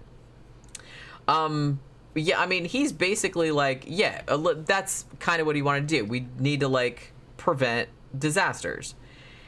And he wanted this to be like a big, what he called like a repository for, you know, dreams and visions and things like that. An early warning system. That's what he called it. So he's like, we're going to do this for a year. And if it works out, like if we see any patterns or stuff like that, then we'll go to Parliament. We'll go to like higher up authorities and see if we can get some kind of like funding and like expand this. Because like I said, really it was just like 3 dudes. I mean, it was him. He was a psychiatrist. And then you had, you know, the science correspondent from the Evening Standard and the editor of the Evening Standard. That was kind of the whole bureau at this point. Because like I said, it was they were just trying to like see if it would work.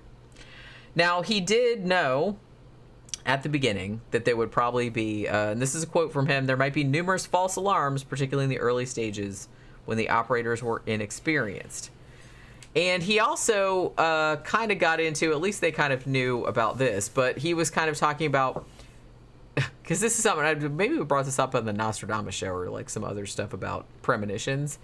So if you have a premonition that some bad shit's going to happen, like for example, let's say I had a premonition that it's like, oh, if I leave the house today, a meteor is going to fall on me. Okay. So I don't leave the house that day and a meteor doesn't fall on me. Does that mean the meteor was going to fall on me? Did I avert it? Like then the premonition's not a premonition anymore because it didn't happen. And because it didn't happen, like you don't know if it would have happened had you not had the premonition. So it's like a paradox.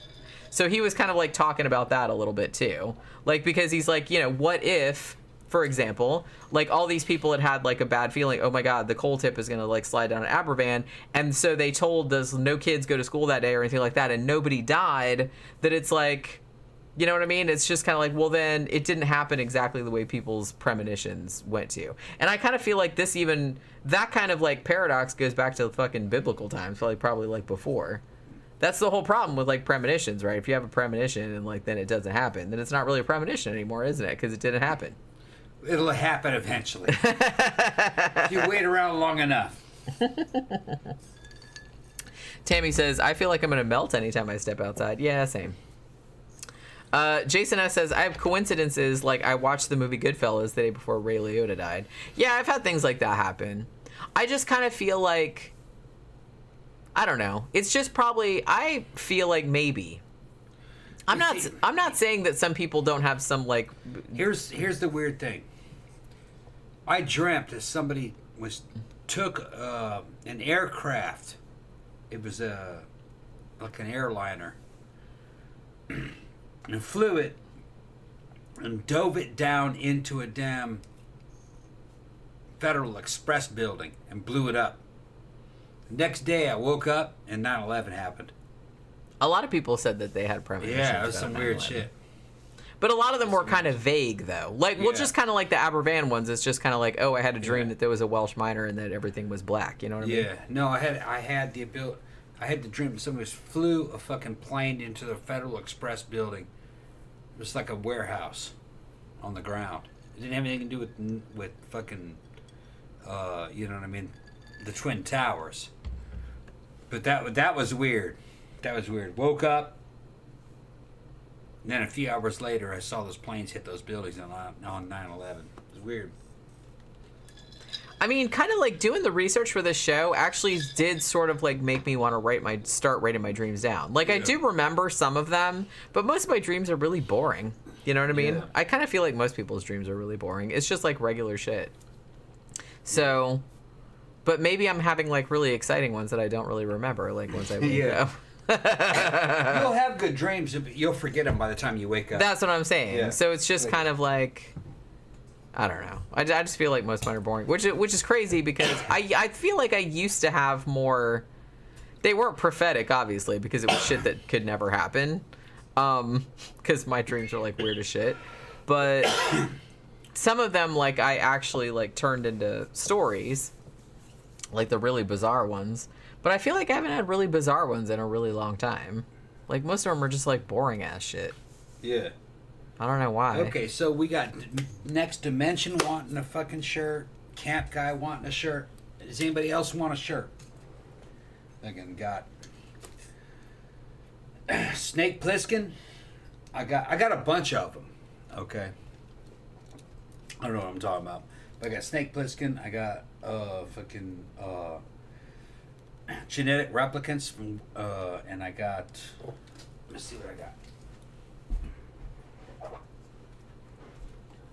It's always better to show than to just see.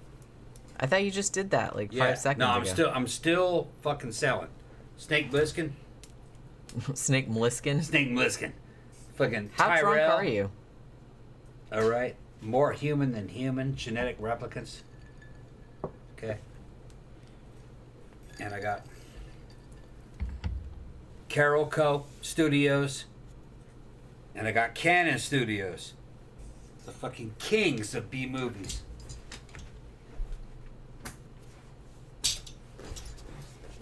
Could drop a super chat, $20 super chat, and I'll sell you one. Okay. Canon also did Invaders from Mars, the Tobe Hooper movie, That's which right. we just talked about the other day. Yeah. And they also did Light Force, also, which is also an awesome. Canon did a lot of cool shit. They did. Canon did Superman 4. One of the best Supermans. That wasn't cool though. That was terrible. And one of the best Supermans. Better than Superman 3. Yeah. The problem with fucking Superman 4 was fucking Quest for Peace, I think is what it was called. The problem with that was the fucking opening, credits. It didn't look that good. But that could have been a great movie. I could fix that movie. If I had the money, I could fix that movie. But nobody would care.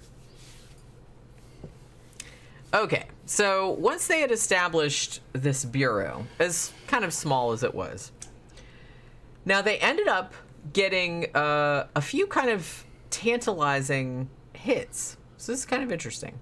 Remember I said that like they would get like a lot of people writing stuff in, but most of the stuff didn't ever come to anything, right? But they had two particular people, the woman I mentioned earlier and this guy named Alan Hensher, and several of their predictions came true. So there was that. So spring of 1967, Alan Hensher, who had also seen Aberfan before it happened, reportedly, he called Barker up and he said there's going to be a plane crash over the mountains.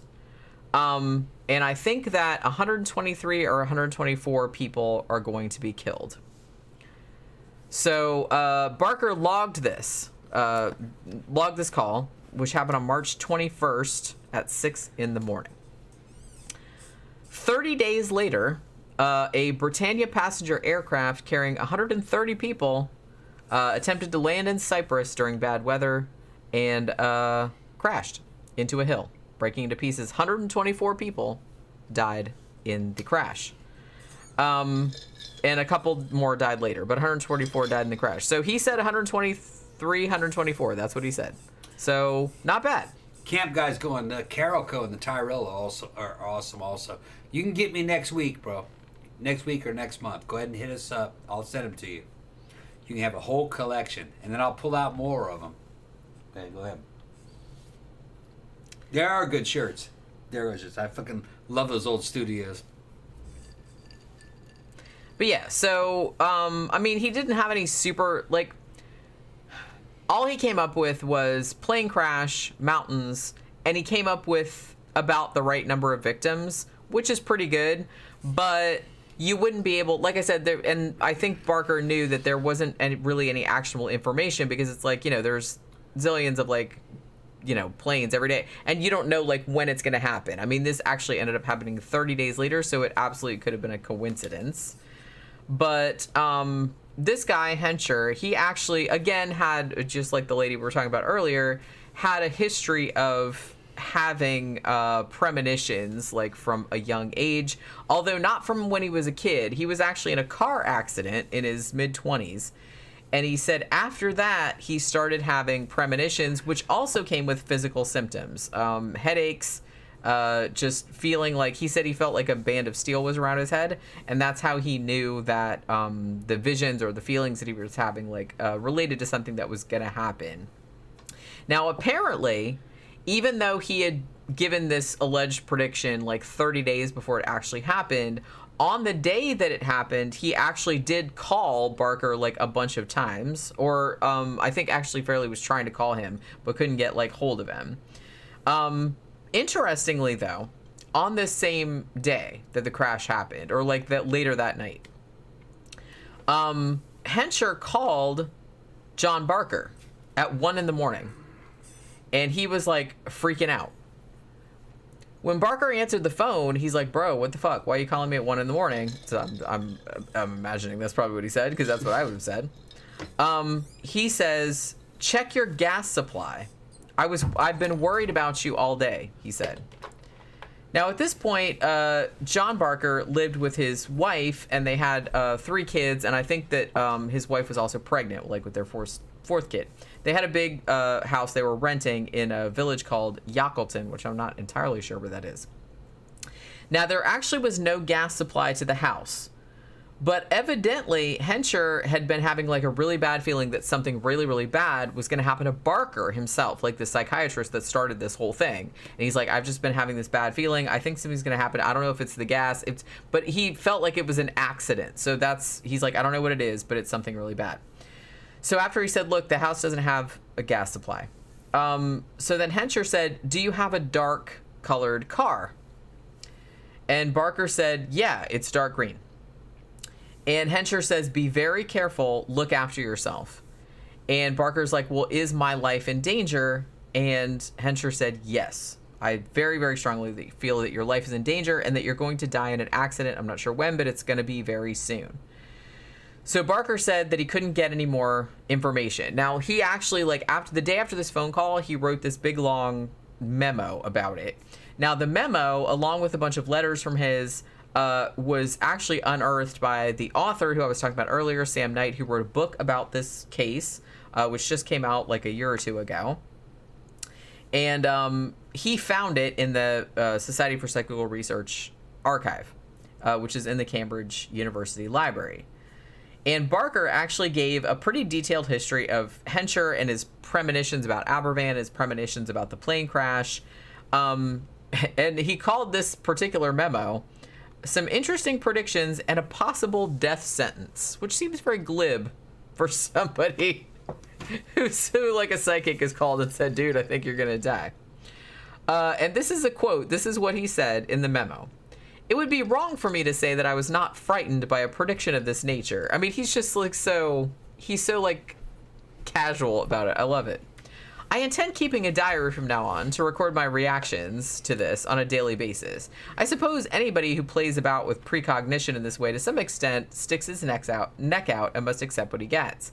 The important thing, though, is for this information to be recorded so that if anything does happen, it should cause some interest and may stimulate others to continue in this important work." So he's basically saying, hey, if I die and this prediction comes true, then that's good. I have a record of it and people can like look into it further like after I'm gone. So yeah, that would be crazy. And he says, "Having recently written a book on people who were scared to death, I'm perhaps beginning to feel what this would feel like. I mean, you know, or what it would be like." So basically it's just like I don't know, that's just like very, very funny to me.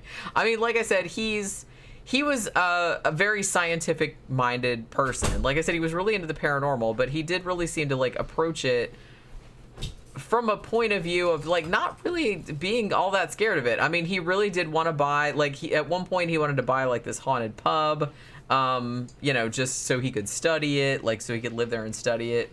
But he didn't think his wife and kids would be too into it, so he never did it. But the fact that this psychic, who had apparently predicted Aberfan and also predicted this plane crash pretty accurately, would call him and say, bro, I think you're going to die. Like, you really need to watch yourself. And that he's so... He just seems, like, so, like, laissez-faire about it. Like, I don't know. That's, like, very, very funny to me.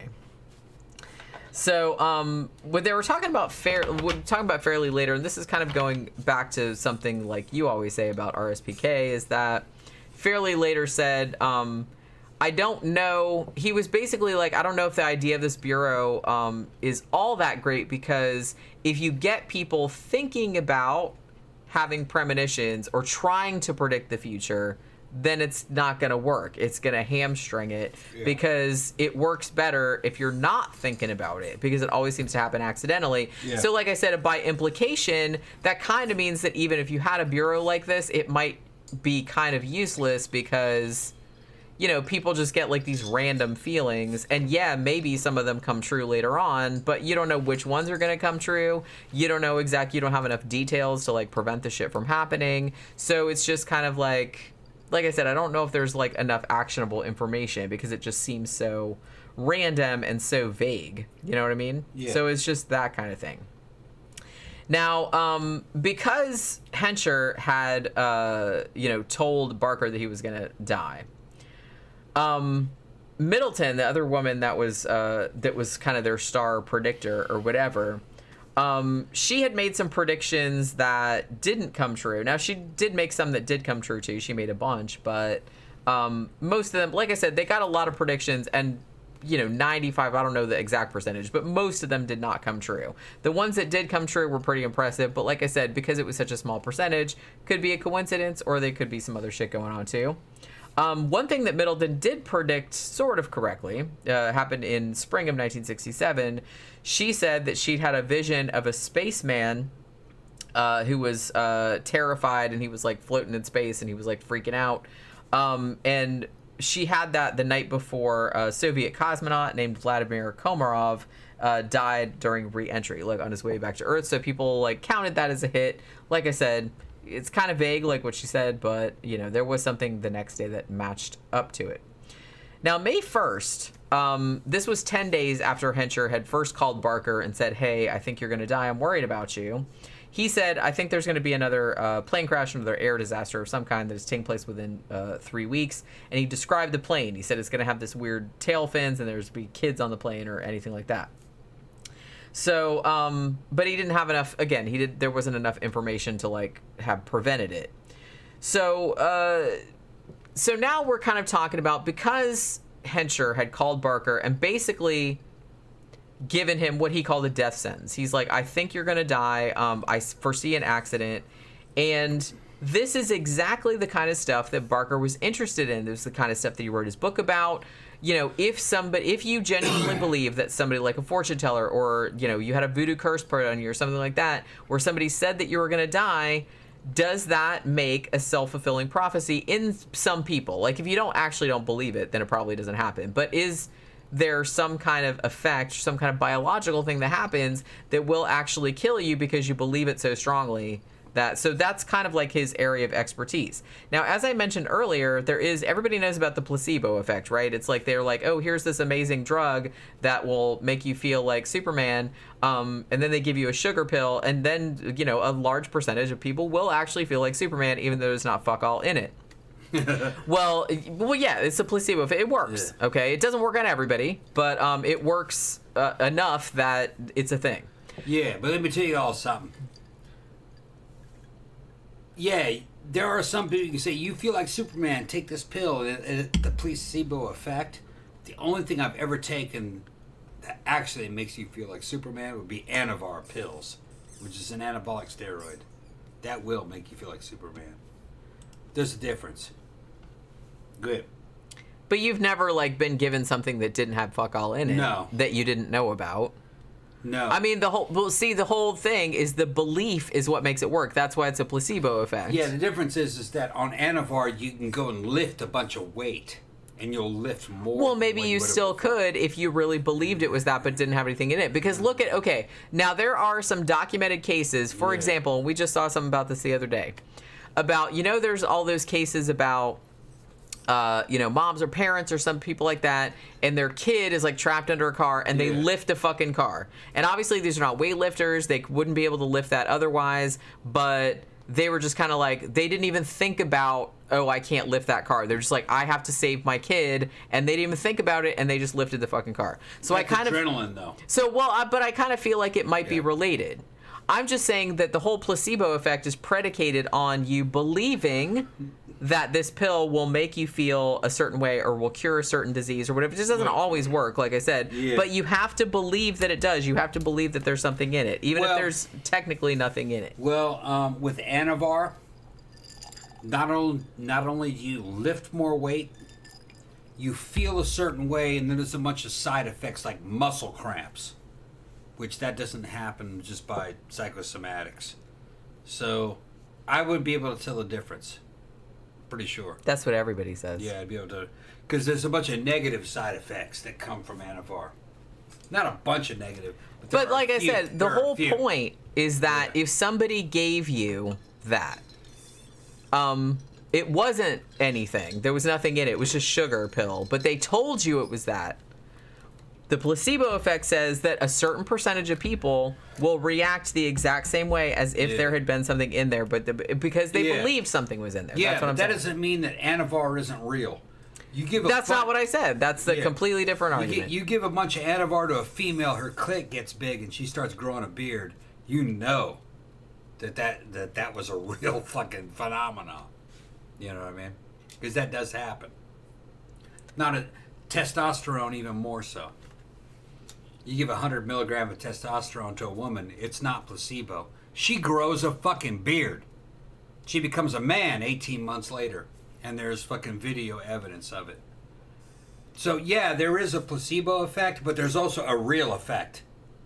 Well, yeah, like I said, those are two different arguments. That's not what they're saying. Okay. They're not saying that, drugs are bullshit and they don't work, obviously. Yeah. Okay. What they're saying is that some people, in a significant percentage of people, the belief that something will work is enough, I guess. Will make it work the same way that it would work, even if there was something in it, even if there's nothing in it. That's what the placebo effect is. Okay, well, it's not saying that like the drug doesn't real do drugs anything. Don't work, right? Yeah. That's not what it's saying. That's two completely different things. They're just saying that if you believe that that's what the drug is, then it will, in a certain percentage of people, it will work the same as if there was real stuff in it. Let me sort this out for the audience.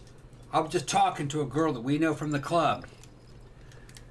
She thought steroids and hormones didn't really work. And then I showed her a video of a girl who was transitioning from female to male using testosterone, and in 18 months she was a man.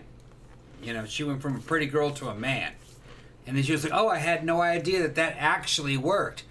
Fucking, yeah, it does. There's a placebo effect, but then there is also a real effect. And there are some hormones and drugs, many of them actually work. That's the difference. Some of it's just mind trick. Other stuff is it's real. It's real. Yeah. You can take a girl and turn her into a man with a beard and everything. Okay. The same fucking fucked up attitude. I don't know why some fucking pretty girl would ever want to be a man. It's a hard road to walk. But they do it. They do it. You know, fucking. And then they go out and get in a fight with some other dude and he beats her to death. You know what I mean? Because it's fucking terrible. Don't do it. Don't do it. Kaylin Higgins said, do you think it's possible that these so-called premonitions are just instances of people not experiencing time in a linear fashion if the mind also works on a quantum level? I mean, that could be a possibility. That I don't know. I'm not entirely convinced that people, like, look, I've heard some weird stories. I'm not saying that, but I'm kind of like, I'm a very, very skeptical person, and I kind of err on the side of law of large numbers kind of thing. It's like, look, you know, when something terrible happens, like 9/11 or Aberfan or something like that, you know, there's going to be a certain, probably small percentage of people that just happen by coincidence to have a weird dream beforehand, and they just remember it because it related to something that happened, like, shortly afterward.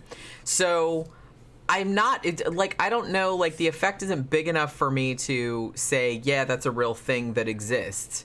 But if it does exist, it could be, I mean, because time is not, we experience it as linear, obviously, because that's the way our brains evolved. But time is not really linear, not exactly the way we perceive it. So it's possible that there's some part of our brain, and maybe some people more than others, who maybe kind of experience stuff more like it actually is. And so it could be that they're seeing some shit that happened in the future, or some shit that happened in the past, but they don't really know, like, what to make of it. So it could be that. It could be that.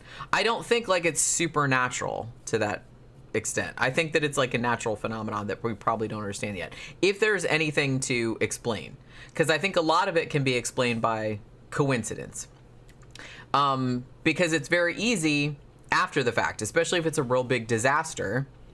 It's very easy after the fact to be like, oh yeah, I totally had a dream, you know, last night, a week ago, something like that, and that vaguely resembled that, because you probably have dreams all the time that you don't remember.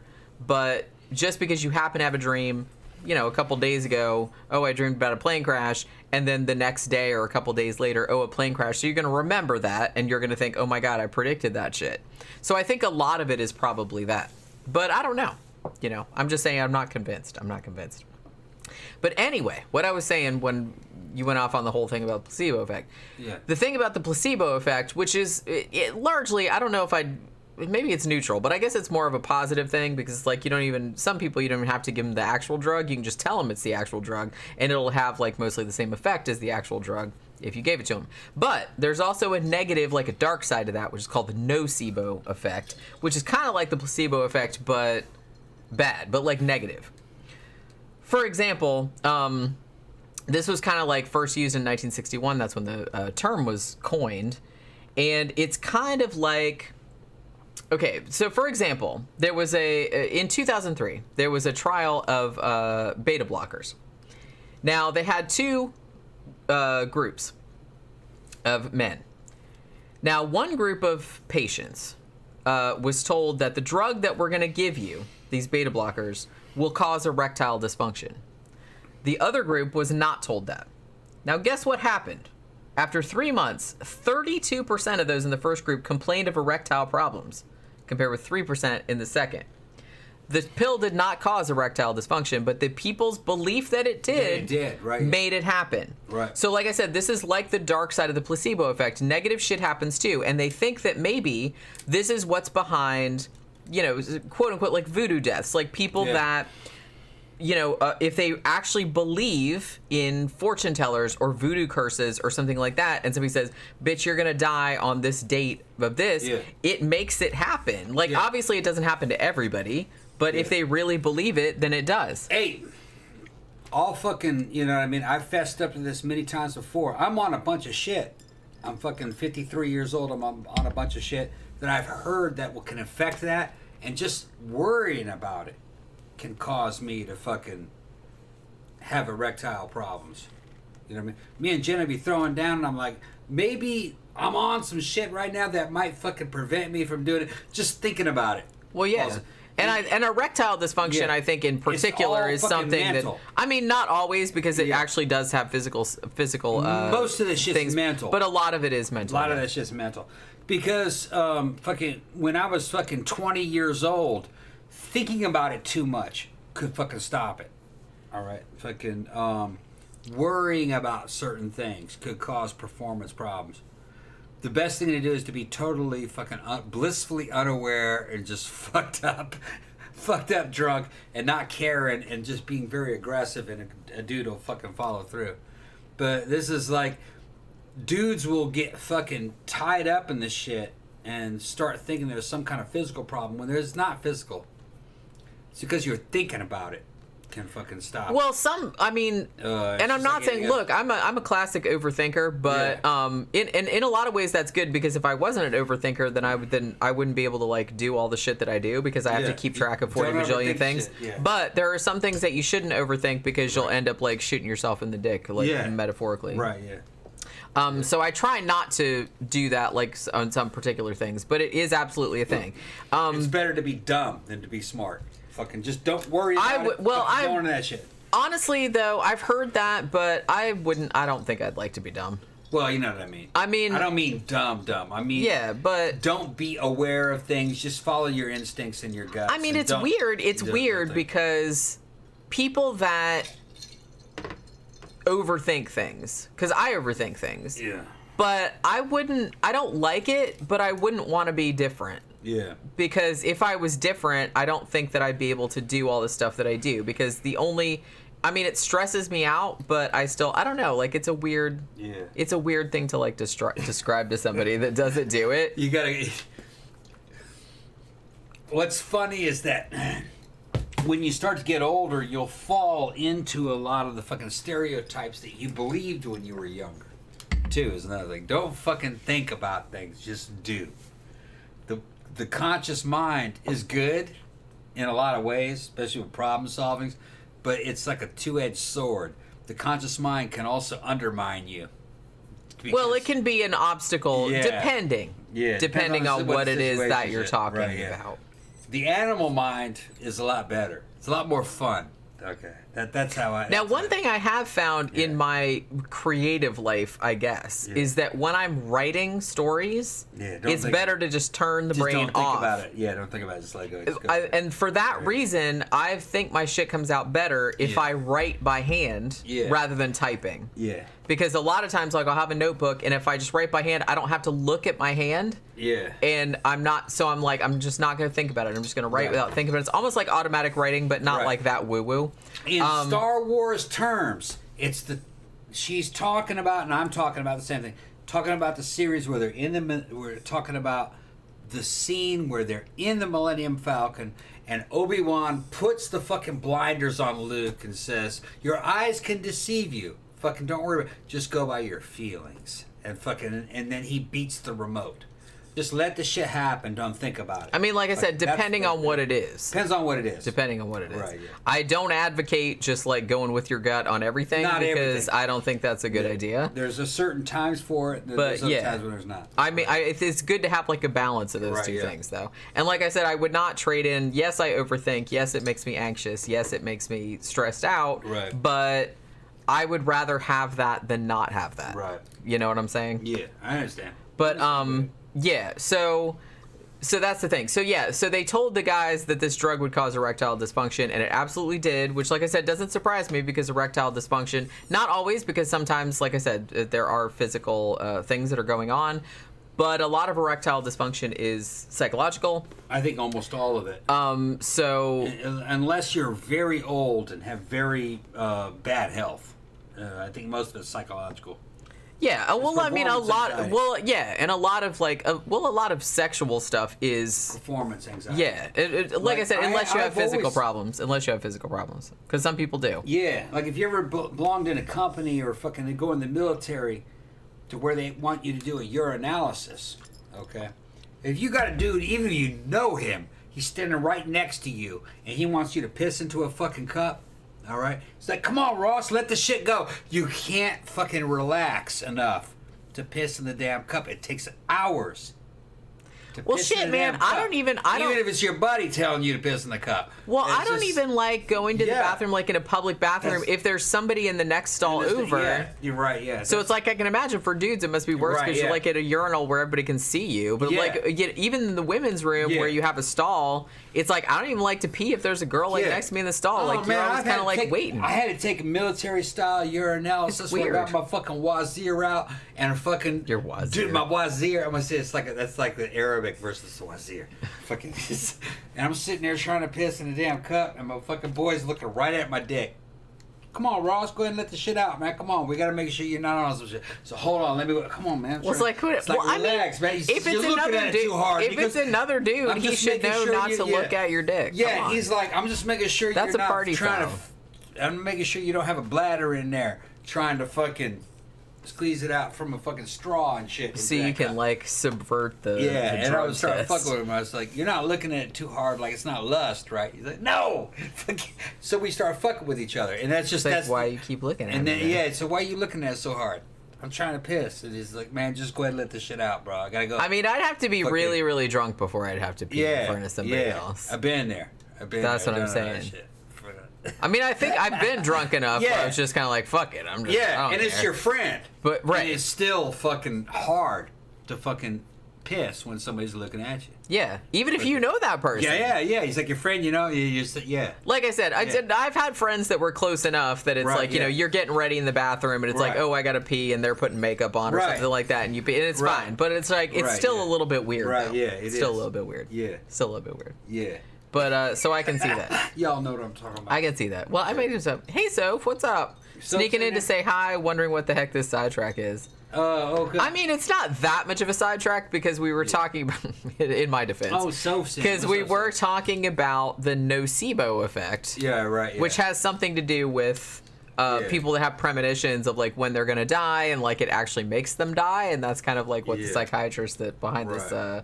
premonition thing was like studying. Right. So we were talking about studies where you know, they gave people drugs that said, hey, this is Right. going to cause erectile dysfunction, and it did, Yeah. like in like not in everybody, but like Right. a significant percentage. Yeah, and I was talking about being in the military doing urinalysis. We're trying to piss in a cup, and it's your buddy even fucking holding the cup, and you still can't just fucking. And he's sitting there talking to you. Come on, Rock, go listen, and then you're fighting over taking a piss.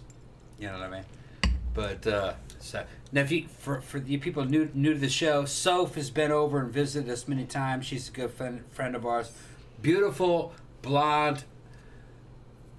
Honky ice princess of the north up in Honky Michigan. ice Yeah, princess. that's what I call her. She loves it. Honky ice princess of the fucking north of Michigan. And her and I grew up around the same people, and she's friends with the little sister of one of my best friends up in Michigan. So, cool goth chick. Fucking, I'll show a picture. Wait, does she say that's okay? Or? No, yeah, she don't care. She's been on the show Are you before. sure? She's been on the show before. Sophie said, I haven't put on an actual video version of this in forever, just the audio. The office is looking super cool, Jenny. Oh, thank you. Yeah, we'll be around. Yeah, wow, I can't believe that you haven't seen it like since we've had, because how long has that been? Like 6 Yeah. or 7 months? I think we Yeah. moved here last September or October. Yeah, that's Soph. Yeah. Let me see. If What I are you doing, dude? trying to get it? Okay, yeah. That's Soph right there. Yeah, she's visited us a couple Yeah, of times. and you need to Yeah. come down and visit again, Soph. It's about time for you to come up and visit us. I'll fucking set you up in a little room here. We'll get you a little sleeping fucking type cot because I don't have a guest bed. All right. We gotta get one, actually. Yeah, we gotta get one. But we've been out to the club together, and she's been on the show. What? I don't remember. It was a long time ago, about 2 years ago. She was on one of our shows. Yeah. And then she got fucking subconscious, and then she had to walk off. And then she didn't complete the show. I'm still self-conscious But, about the yeah. show, too, but I've kind of got used to it. The alcohol helps. Yeah. But I still get, well, I'm not as Yeah. self-conscious. Like, once the show Yeah. starts, Yeah. I'm fine. Yeah. But leading up to the show, like the half hour before, I get Yeah. stressed out still. I get Yeah. like weird like stage fright, which is Yeah. stupid because I've been doing this forever, but you Yeah. know what I mean. Yeah. It's but weird. fucking, we'd love That's how my shit goes. we'd love to have you back, Soph, whenever you're ready. And we'll have a good time. You can be on the show. And we need to fucking finish Lone Wolf and Cub. We were watching that before you left last time. Yeah, that's right. But Hey, Zach showed up. Hey, y'all, Zach, what's up? Zach, you want to show? Zach, you know I got shirts, bro. I got Canon Studios. I got Coralco Studios. I got fucking all kinds of shit, bro. $20 Super Shack. I'll send you a show. Sure. You go. That's fine. Zach says, I'd still kill to hang out with you guys and guest on the show, maybe. Hey, shit, you want to come down and hang out? We can hang out. You know, you're not a murderer or nothing like that, probably. So, and we're not murderers either, probably. But, but yeah, come down and hang out. It'll be a good time. Yeah, so, all right. So we were talking about the nocebo effect. Now, they know that it exists, obviously, because, you know, you tell people that a drug has really negative side effects, and a significant percentage will report those negative side effects, even if the actual drug doesn't do that. But they're still kind of on the fence. They're not real sure. Can a person's belief that they're going to die I mean, this does happen, but I think a lot of the evidence is kind of like anecdotal. I don't know how much double-blind stuff, because be a little bit unethical to do these kind of studies. But, you know, can it actually kill you, this particular thing? So they kind of had, I guess they did some studies back in the 1970s in the US and in Australia also, where people were diagnosed with cancer and ended up, like, a percentage of them actually died before the cancer would have killed them. So they're kind of like positing that maybe these people's belief that the cancer was killing them made them die earlier than they would have otherwise had they had perhaps a more positive attitude. Not blaming the victim. I'm just saying that, I mean, sometimes we've seen it, like I said, I think it's a lot of anecdotal evidence, but sometimes people that have like a more positive attitude, or, oh, I'm going to beat this, it's not going to get me or anything like that, I feel like they tend to live a bit longer. If you get a diagnosis of cancer and it's just like, oh, well, shit, my life is over, then I kind of feel like that becomes a self-fulfilling prophecy. I don't think it has anything to do with anything paranormal or supernatural or anything like that, but if you kind of give up, you're not really going to take care of yourself, or, you know, your whole attitude is going to, like, affect, because stress affects your physical health too, like your attitude affects your physical health too. So I think that's not totally crazy to think that. So there have been some studies in that arena, like as far as like people that were given cancer diagnoses. Now, another case that probably a lot of people know about, I actually was going to do a show about this thing, but I can like bring it up now. Like eventually I'll do a show about it. But late 70s to early 80s, there were all those refugees from Laos. And I believe this is where Wes Craven got the idea for Nightmare on Elm Street, actually, where there were 50 of them, or 50, 60 of them, and they came to the U.S., they were refugees, and they died from what they called sudden nocturnal death syndrome. They basically said they had such bad dreams that it killed them. So, like I said, that was where Wes Craven got the idea for Nightmare on Elm Street, if you didn't know. They basically said they did some autopsies on some of the victims. They didn't have anything wrong with them. They just like would die in their sleep, and they just presumably were like, oh, they just had they essentially like died of fright. But what they found was that some of them had some like abnormal heart rhythms, but that was about the only thing that was wrong with them. And, you know, they were under a lot of stress, obviously, because they were refugees. And also a lot of them had the genuine belief that there was an evil spirit like sitting on their chests at night, which might have contributed to them feeling like they were going to die and actual dying, because a lot of them actually did. There was also this other case which was brought up in the New Yorker. This happened in 2006, and there was a 26-year-old man who swallowed 29 capsules. There was nothing in them. They were just like sugar pills or whatever. He thought that he was trying to kill himself, and he thought that they were antidepressants. They weren't. There was nothing in there.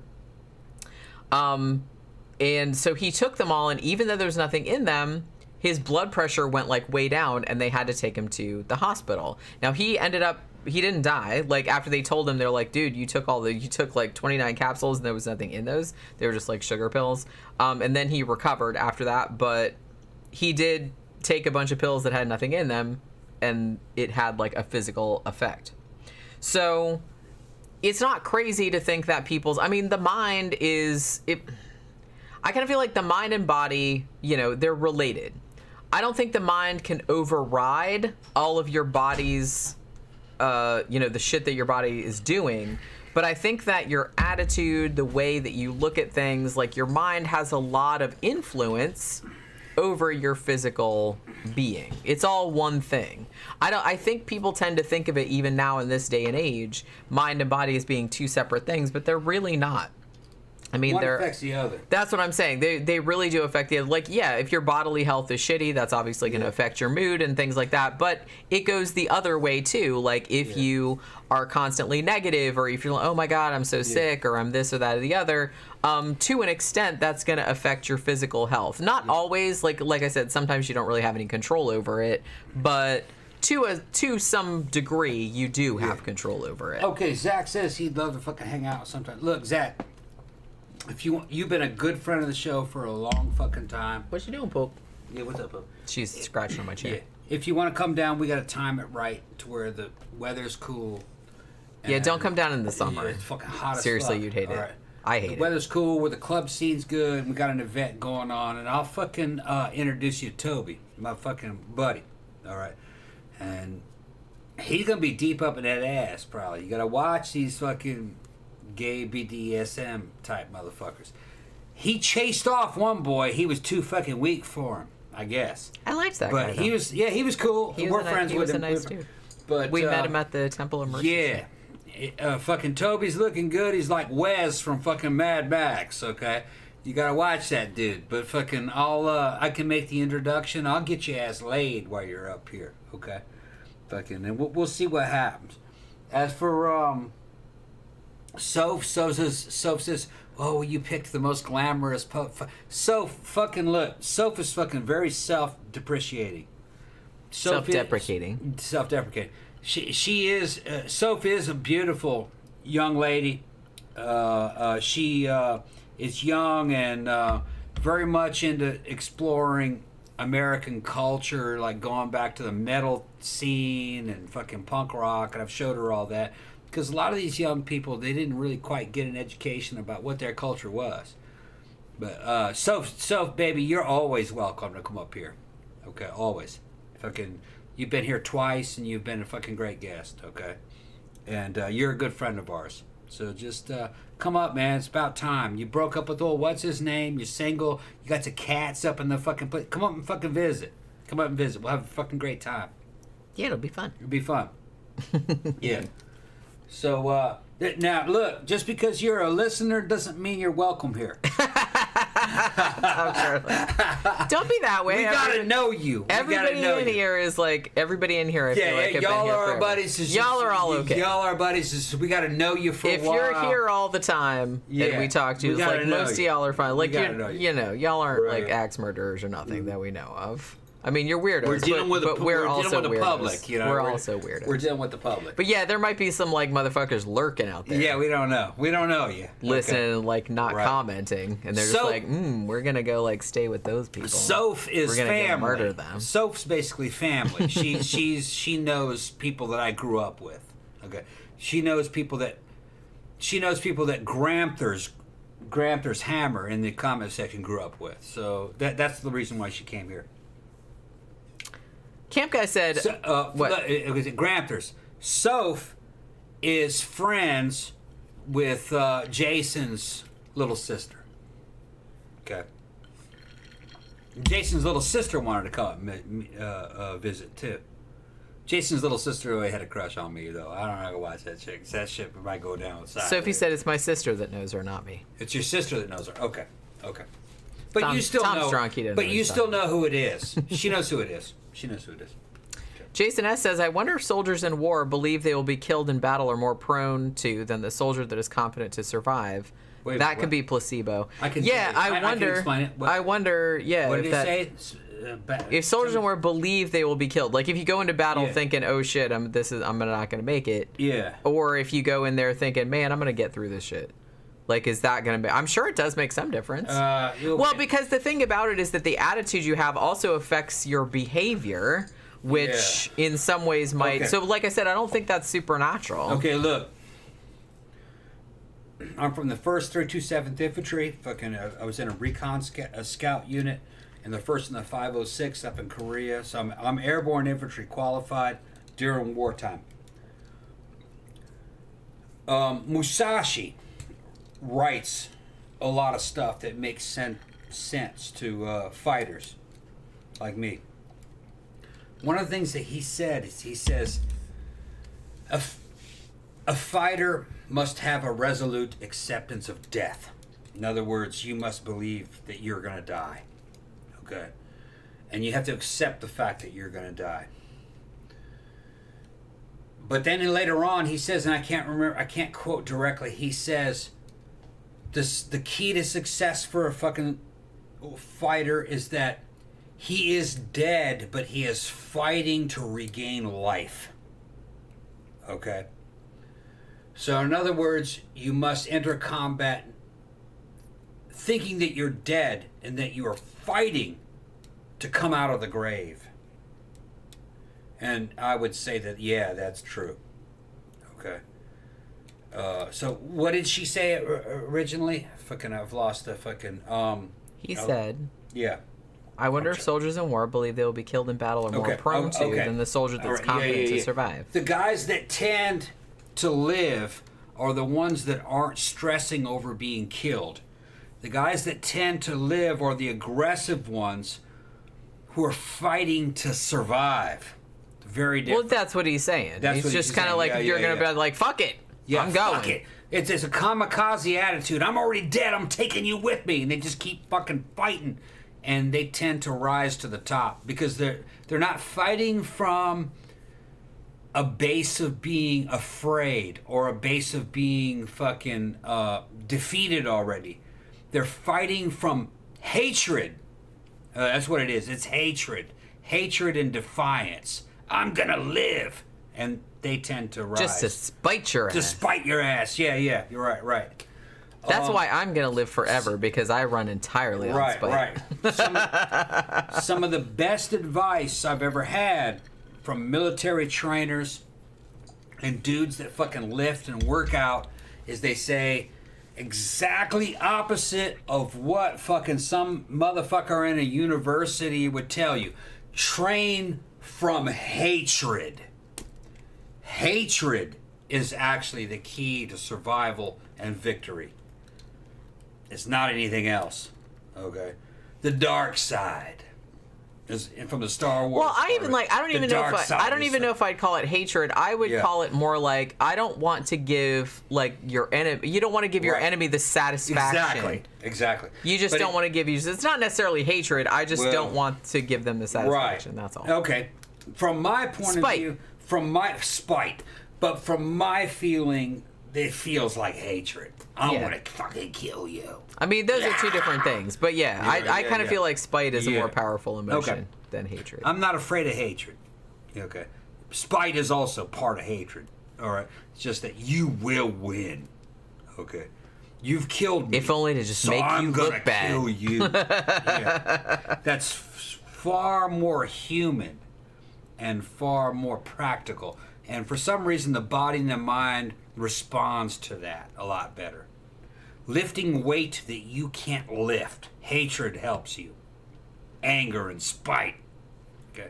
Which some people would say was like powers of the dark side. Well, so be it. You're just lifting a weight. Well, I mean, the thing about it is that as long as you're not using it to like hurt other people that don't deserve it, then I mean, that's part of the human experience, and they should be utilized where necessary. Exactly. I've never killed anyone that didn't deserve it. They fucking deserved it. Okay. So, and there was a lot of fucking hate and spite. Hate and spite. Spitred. And spitred. Yeah, hatred and spite. But they deserved it. Okay. It's kind of like a woman giving birth, but it's the reverse of that. You know what I mean? Yeah, you gave birth to him, but I took him out. And he deserved it. So it's all just a fucking... It all just depends on how you look at it. And we don't really look at it from the point of view of, say, like a courtroom or some pasty white motherfucker and his legal fucking books and shit. But no, that's not what it's about. This is animal. This is animal ability. It has nothing to do with right or wrong. It's just, you did wrong to me, you will pay. Which is bad. But so what? So what? Just ask Central and South America. I grew up there. Fucking, it's about passion.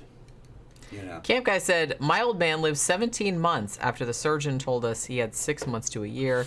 My mother prayed with him every day and stimulated him with positive thinking. Like I said, I'm kind of, I mean, it doesn't work all the time. Like I said, eventually your body's going to like, fuck you over because you can't control everything. But I do kind of feel like if you have a positive attitude, I think that really does help a lot. I mean, if somebody tells you, and I mean, I don't know, the same thing happened You said metastatic gastric stomach cancer. My grandmother died of stomach cancer also. Her thing was that she was one of those people that, I mean, I think she was in pain for a long time before she told anybody, because she's one of those people, and, you know, I'm like this too, for better or for worse, where it's just kind of like when you're in pain or suffering or something like that, you don't want to trouble anyone else, so you don't tell anybody about it. So that's kind of like what she was doing. So by the time that the pain was so bad that she couldn't take it anymore and that we had to take her to the hospital, the cancer was very, very far along.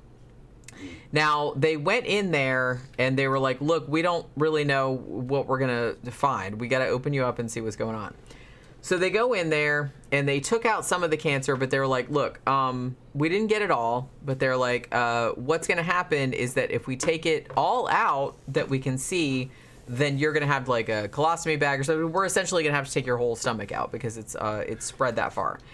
And at that point, they're like, we can do that. You can have a colostomy bag. We can do the chemo and everything like that. And at that point, she was just kind of like, nope, don't want to do it. And honestly, I don't really blame her. You know, they gave her painkillers. And we got like a hospital bed so she could have the bed at home so we could all like stay with her. So she didn't have to be in a hospital or anything like that. I mean, she did get sent to hospice in the end, but she was only there for a day or two before she passed away. So at least she had like everybody around her, but she was just one of those people. She was just a very no bullshit person. And she was just kind of like, look, it's not going to help. It's just going to make my life immeasurably worse. I'm just not going to do it. I'm not, you know, and she's just like, I just wish they would quit prolonging it. It's just like my time has come and that's just the end of it. And she was like really, you know, I mean, it was sad because I was very close to her growing up and it was like really sad when she died, but she was just like not having it. So split. She said she had to do something else. She'll be back to watch the whole show later recorded. Okay. Yeah, and Camp Guy said, my dad was 76 years old and he stopped chemo very quickly. Too many side effects. Yeah, that was the same kind of thing. My grandmother was just kind of like, once they told her that, hey, we're going to have to take your whole stomach out and we're going to have to do chemo, and we're going to have to, she was just like, absolutely not. She's like, I'm not going through all that. She's like, what purpose is it going to serve? She's like, it's just going to make me feel like crap. And it's just like, I don't know. She was 79, by the way. So yeah, it's just kind of like, that's real shitty, but yeah. Camp Guy said, my mother's best friend told her doctor she had 3 sisters that were all 85 plus years old. Her daughter said he didn't need to ask her any more history. I think that lady is still alive at 90 plus.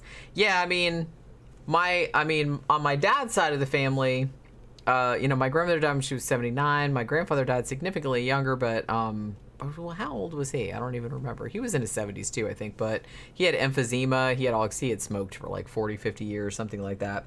But my mom's side of the family seemed pretty long-lived. Actually, my grandmother, my maternal grandmother, is still alive, and she's in her 90s. She actually just had a birthday, and she's in fairly good shape still for a woman in her 90s. You know, she can still like get around and stuff. I think she's had a stroke or two, but she's still like she's still kicking. So, you know, my grandfather died, but that was several years ago. He had a brain aneurysm. He had died actually quite suddenly. But Camp Guy said, no way I'm gonna let a doctor do major surgery on me. I mean, the thing about it, you have to like weigh what's your quality of life going to be like? Because that's like a pretty big consideration. I mean, do you really think it's like, do I really want to live 20, 30 years with, you know, just like I can't get out of bed and I have a colostomy bag, or I can't, you know what I mean? It's just, it depends. It depends on what age you are. It depends on how much pain am I going to be in? Is it really worth it? You know what I mean? I don't know. So like I said, my grandmother she thought it wasn't worth it. And like I said, I don't blame her. Because by the time they found the cancer, and honestly, it was just kind of like, I don't know. I worry about this a little bit, but not too much, because I'm not that worried about it. But, you know, I'm a lot like her in the sense that she just doesn't want to, she doesn't want to bother anybody. She don't want to bother anybody. So she was probably, in a lot of pain because she had stomach cancer for a really long time. And she didn't tell anybody. She didn't tell anybody that she was in pain for a really long time. So we didn't know until it was kind of too late to do anything about it. But she didn't let anybody know because she didn't want to burden anybody. That was just what she was like. So, you know. Let's see. Tammy said, my grandmother died just last year at almost 102. Her dad was almost 102 when he died. Yeah. Zach said, this makes me think of the thing about aging gracefully versus getting a little work done. Because you can look good when you do, but you can also turn out like Jocelyn Wildenstein. I'm not really sure. I don't know who that is. Yeah, I mean, I'm not averse to like getting a little work done, but don't overdo it, man. And honestly, like start kind of like earlier and do like a little bit at a time. You wait until you're like 80 years old and then you decide, hey, I'm going to have my whole face pulled back and stapled in the back of my head. That's not going to work out. It's got to be constant. And that's not going to work out for you. It's going to look crazy. You need to look into hormone replacement, and that'll lead you down the path into fucking taking slight therapeutic levels of anabolic steroids. Will fucking help you kind of age gracefully. Okay. We know. We've done it. Tammy says cat lady. Hey, I aspire to be a cat lady. Yeah. I mean, you know. Yeah. That's cool. I understand that. Yeah. Cats are way cooler to hang out with than people, generally. But yeah, okay. So let's get back to the Premonitions Bureau, so I can at least like finish. How much what time, I'm talking about. Let me see how much we have left. Not much. Oh I'm shit, just, man, you're almost done. Well, that's what I'm saying. That's what time is it? How long have you been doing the show? 3 hours. Okay, so it's been a good size. Good size show. Let me go ahead and get a little bit more drink. Go ahead, go. What have you been doing the whole time you've been getting up and leaving? Went to the restroom. All those times. Okay. Wait, do you want to go to the bathroom with me? No. What are you gonna do? Hold it? No, I'm just saying that like you keep getting up and walking around, and I don't know what. These bitches come in and like hold it for me. I'll be like, go ahead, hold it. Nobody wants it. Okay. Nobody wants to hold it. They can't hold it. They're like not even here. All right. So let's get back to the Premonitions Bureau. I'm almost done. I swear to God. All right. So during the first year, like I said, this is like the pilot program. They want to see how many premonitions they can collect and how many of them came true. So they ended up getting 469 predictions. Most of these, it will surprise no one, did not come true. And some of them didn't even have anything to do with disasters. Like some of them were just kind of like predicting like which fucking soccer team was going to win the World Cup or like shit like that. Like dumbass shit that didn't like have any bearing on anything important. But the thing about like Middleton and Hensher, who were kind of like the two people that came up with the most predictions that were the most accurate. Like I said, most of the stuff that we came up with didn't come true, or it was just kind of bullshit. But those two actually did come up with a handful of predictions that did seem to come true or seem to correspond to something that really happened. Now, both of them, I think separately, so this is something, both of them actually predicted a railway crash. They said it's going to happen on the main line heading into London. I think that was the only details they had. But that did happen. November 1st. I guess, Middleton had the vision on November 1st. And she said it was going to happen at Charing Cross. So that's like pretty specific. And 4 days after that happened, a passenger train going from Hastings and going to that station was derailed. On its way to that station, 49 people died. And Hensher also had a similar vision. I think he had like one of his, premonition headaches or something like that. And he said, I think something bad's going to happen, like having to do with the train crash.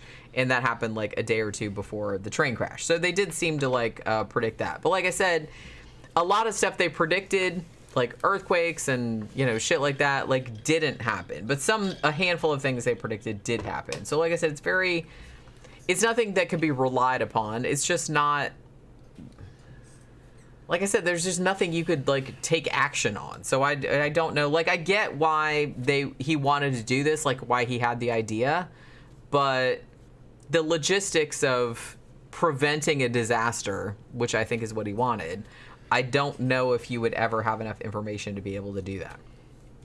Now, early 1968. So this is a couple of years after the Aberfan accident, and the program is still kind of going on. Now, Hensher calls up Barker and said, look, I still have a really bad feeling that your life is in danger. It's going to be an accident. He said it's going to be something like that. So just watch your back. Now, he's like, you're going to die soon, and it's going to be like in your hometown, like the village where he was living at the time. Now, also, Middleton, the other psychic, she also said that early that year, 1968, she also had a vision of him. And she said, I saw him, and then across from him was her parents, who were already dead. And she interpreted that as being, and she kept seeing this image like all throughout this week. And she's like, and I interpreted that as like, you are going to join my parents soon. It's going to be like very, very soon. So you're going to die soon. And like, but keep in mind that Barker was not an old man at this time. He was only like in his 40s or maybe early 50s. So he wasn't old. Now, interestingly, there was this kind of, okay, what ended up happening kind of on the sideline, like adjacent to that? The hospital where Barker worked, and also David Enoch, his contemporary, there was a big fire that broke out, like in February of 1968. And it was a locked ward, and it was female patients. And basically they really, like, the nurses and stuff, I don't know if they, like, didn't know, like, they hadn't done fire training or whatever, but a lot of them, like, took off. 24 women ended up dying in the hospital in the fire. 4 of them actually ended up surviving because they'd been locked in, like, those old school, like, like cells that had the big thing, like the big thick doors or whatever. So yeah. Now, after that happened, that was one of the things, even though Barker had been advocating for, you know, more humane, I guess, like treatments of, you know, patients, like mental patients and things like that. But this fire really kind of like put a fire under the ass, if you want to call it that, of the British government. There was like a lot of reform of like the mental health facilities at that time. So that really did kind of help. Now, what ended up happening after that? Was that Barker actually went to the U.S. in May of that year, and he talked about what his work with aversion therapy, which was still going on at the time, and he also talked about the Premonitions Bureau at the American Psychical Research Society for Psychical Research, and the guy there said, "Oh shit, that's a good idea," and so he kind of started up a little bit of a thing in the U.S. as well, although I don't think it went anywhere.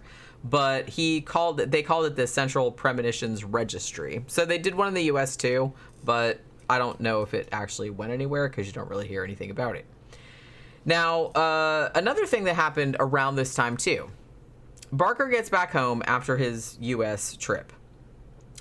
And Middleton, one of his psychics, she had kept calling him about Robert Kennedy.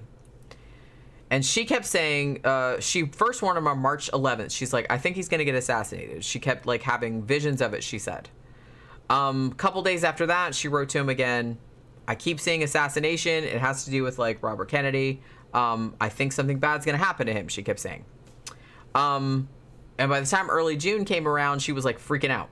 She kept calling like the Premonitions Bureau, can't somebody do something about this? I'm sure he's going to get assassinated. She called 3 times on June 4th, which, if you know, that night he was actually shot and killed shortly after midnight of that day.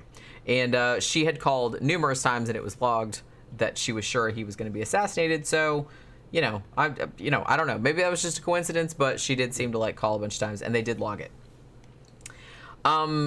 So yeah. So as I said, she kind of had also a bunch of premonitions that Barker himself was going to die.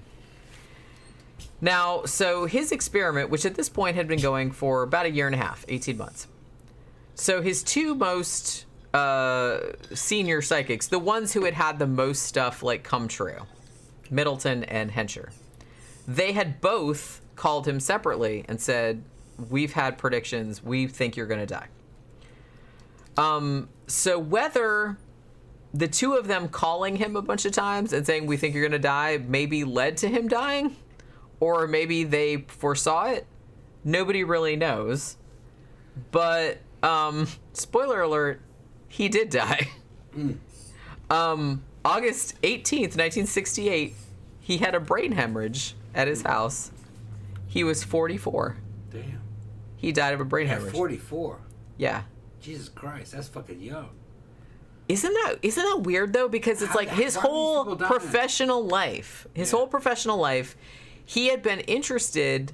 It's like, well, can people that have their deaths foretold, or that like are victims of voodoo curses or whatever the hell, will that cause a self-fulfilling prophecy that would cause you to die? And then the fact that he had set up the Premonitions Bureau, And a lot of the premonitions they got, like I said, didn't come to anything, or it was just kind of like, just lucky flukes or whatever. But these two psychics that they had seemed to come up with a few, like a handful of good predictions that did come true. A lot of the shit that they said didn't come true, too. Like, don't forget that. But some of the stuff about, like, Robert Kennedy and about the plane crash and stuff like that, some of the stuff they did seem to predict. Both of them, apparently separately, called Barker and said, we think you're going to die. We're having, like, really, really strong, like, predictions that your death is imminent. And so was it them that kept bugging him about it that actually, like, caused him to die, like the nocebo effect? Or was he going to die anyway and they were just foreseeing it? That's the interesting question. But, yeah. And apparently Middleton, one of the psychics, she said, that the day that he died, like before she found out that he died, reportedly, that she woke up in the middle of the night and like choking and like gasping for breath and stuff like that. And then she found out later that he had died. But they had both warned him multiple times and he had written it down. He even had it like in his journals and stuff like that. They both told me that I'm going to die. And they said it's probably going to be an accident or something like that. And that's what happened. 44 years old. And he just had a hemorrhage and he dropped dead in his house. Is that crazy? That's like so weird. That's so weird. But yeah, he died. So not too long after he died, because the Premonitions Bureau was just him and like a couple of journalists, like newspaper editors or whatever. So they didn't really keep it going after because he was kind of like the brains and like the passion behind it. So after he died, they kind of like, they didn't really do it anymore. So as I mentioned earlier, the story of the British Premonitions Bureau was the subject of a recent book by Sam Knight, which is called The Premonitions Bureau, a true account of death foretold. And interestingly, there was a 19-way bidding war for the rights to this book, like to adapt it. Amazon Prime won, so they were going to do either a movie or a series on it, which I'm not sure. But actually, that sounds really interesting. This is a fascinating story, and I'm actually surprised that I hadn't heard it before now. Now, like I said, do I think because the dude, his whole area of study was people who had like, fortune tellers or something like that, or foretold that they were going to die and it made them die. That was like what fascinated him. And the fact that it seemed like it happened to him, you would think that because he knew so much about it that he would be immune to it, but maybe not. Maybe the fact that he knew about it made him conversely like worry about it even more, and that caused him to die. Now, Rebecca Dunn says, I honestly believe my dad willed his death when my mom died. It was crazy. I've heard about that. I got two stories about this. When I was in Egypt, I used to hang out with a Bedouin. I got photographs of fucking me hanging out with the Bedouins. And then I'd already known a lot about the Bedouins. The Bedouins are fucking fantastic Arabic people, okay? Fucking, they're smugglers that live out in the desert.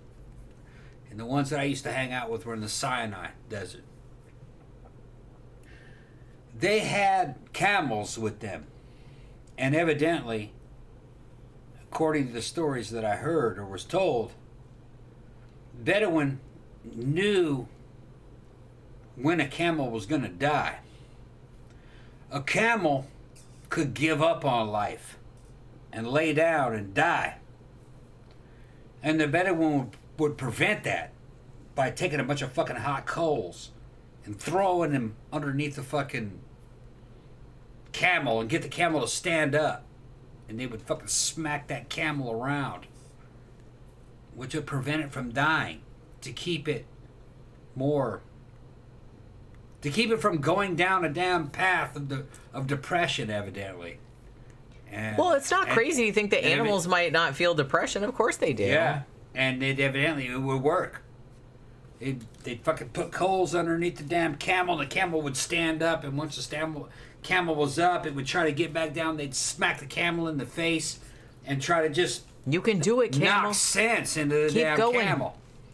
And then the camel would shake it out and then regain life and live. So, hell yeah, I believe you can will yourself to fucking die. The mind and body are connected. Yeah. You know? If you get too fucking depressed, and give up on life, yeah, you can die. I believe so. There was another example that I was thinking of about this, but I forgot it because I've been drinking. But yeah, the Bedouins believed that they could revive a camel and save it from death. Yeah, Rebecca said animals will die when their owners die also. Yeah, I've heard about that. Right. And honestly, I think we might have mentioned this on the show before, but not so much nowadays, I feel like. But back in the old days, when, particularly like in the 50s and 60s and stuff, when men of like the World War II generation, when your kind of whole identity was based around your job. Yeah. A lot of times, like after men retired, they died. They would die like not too long after because they felt like they didn't have any purpose anymore. Yeah. And probably, I think that this is completely unscientific. This is just kind of like a cultural thing that I heard about or noticed. Was that because a lot of women were kind of stay-at-home moms. Well, not all of them. It was probably like 50-60%. Like only just kind of upper middle class women. Working class women always had to work. But the ones that just kind of like stayed home and like cooked and did shit like that, I think a lot of them got annoyed because now the dudes are home all day, just like laying around in the way. Yeah. And so like the dudes probably sensed, well, now my wife's like pissed off at me all the time because I'm like in the way while she's trying to like have the same get thing the Japan. household Japan done. was the same way. You know what I mean? Yeah. They called them useless men in Japan. They were guys that they were retired from their jobs and they just had to go back home and they were useless. They had no skills. They couldn't even cook for themselves. And I kind of feel like that probably... It would drive the women crazy. I can see that. So they'd have to take these guys and they had to send them to certain courses to teach them how to fucking live outside of a corporate environment. It's like, do your own laundry, motherfucker. Yeah, right, yeah. Funny, but understandable. Learn to run a vacuum cleaner. Right. Learn how to clean up the goddamn house. Yeah. All right. Learn how to fucking do something. Do something outside the corporate. Don't just lay there drinking beer watching football. Yeah. While I'm vacuuming under your legs. Right. Well, Japan was very corporate. And fucking their whole culture was based around that, especially during the 70s, 80s. So by the time those guys became old men, when that culture went away, they were fucked. Got to be versatile. All right. It's nothing against the Japanese, because Musashi would say the same thing. Musashi would say, you have to fucking know how to roll with the times and be versatile. Don't fucking fix into one thing. You have to fucking see reality as a whole, okay, and learn and fucking once you see reality as a whole, you see the whole in everything. And in other words, don't zoom in on little fucking things. Look at the big picture. And Japanese culture didn't promote that. It was about looking at the little details and finding your little place in life. Which, like I said, to a small degree, that's okay. But honestly, I think the greatest strength that a person can have is versatility. You got to be versatile. And adaptability. Right. And that's better than anything. That's better than physical strength. That's better than intelligence. Right. That's better than anything, is being adaptable to whatever situation that you find yourself in. Right. You got to be well-rounded. Yeah. And don't look at one reality. There are many realities. You got to like figure some shit out. Like however you find yourself, you got to figure some shit out. Right. Yeah, and I was going to bring this up because Tammy brought this up. There's stories of cats in nursing homes that will lay on people's beds and then that would be the next person to die. Yeah. Mm-hmm. There's a lot of, like I said, it's probably anecdotal, but there are enough of these cases where cats and sometimes dogs, I kind of feel like it's more like they can smell, because I know that there's some dogs that are, companions for people with for epilepsy or something like that. And they always kind of like know when the person is going to have, an episode or an incident or whatever, and they kind of know and they can warn the person ahead of time.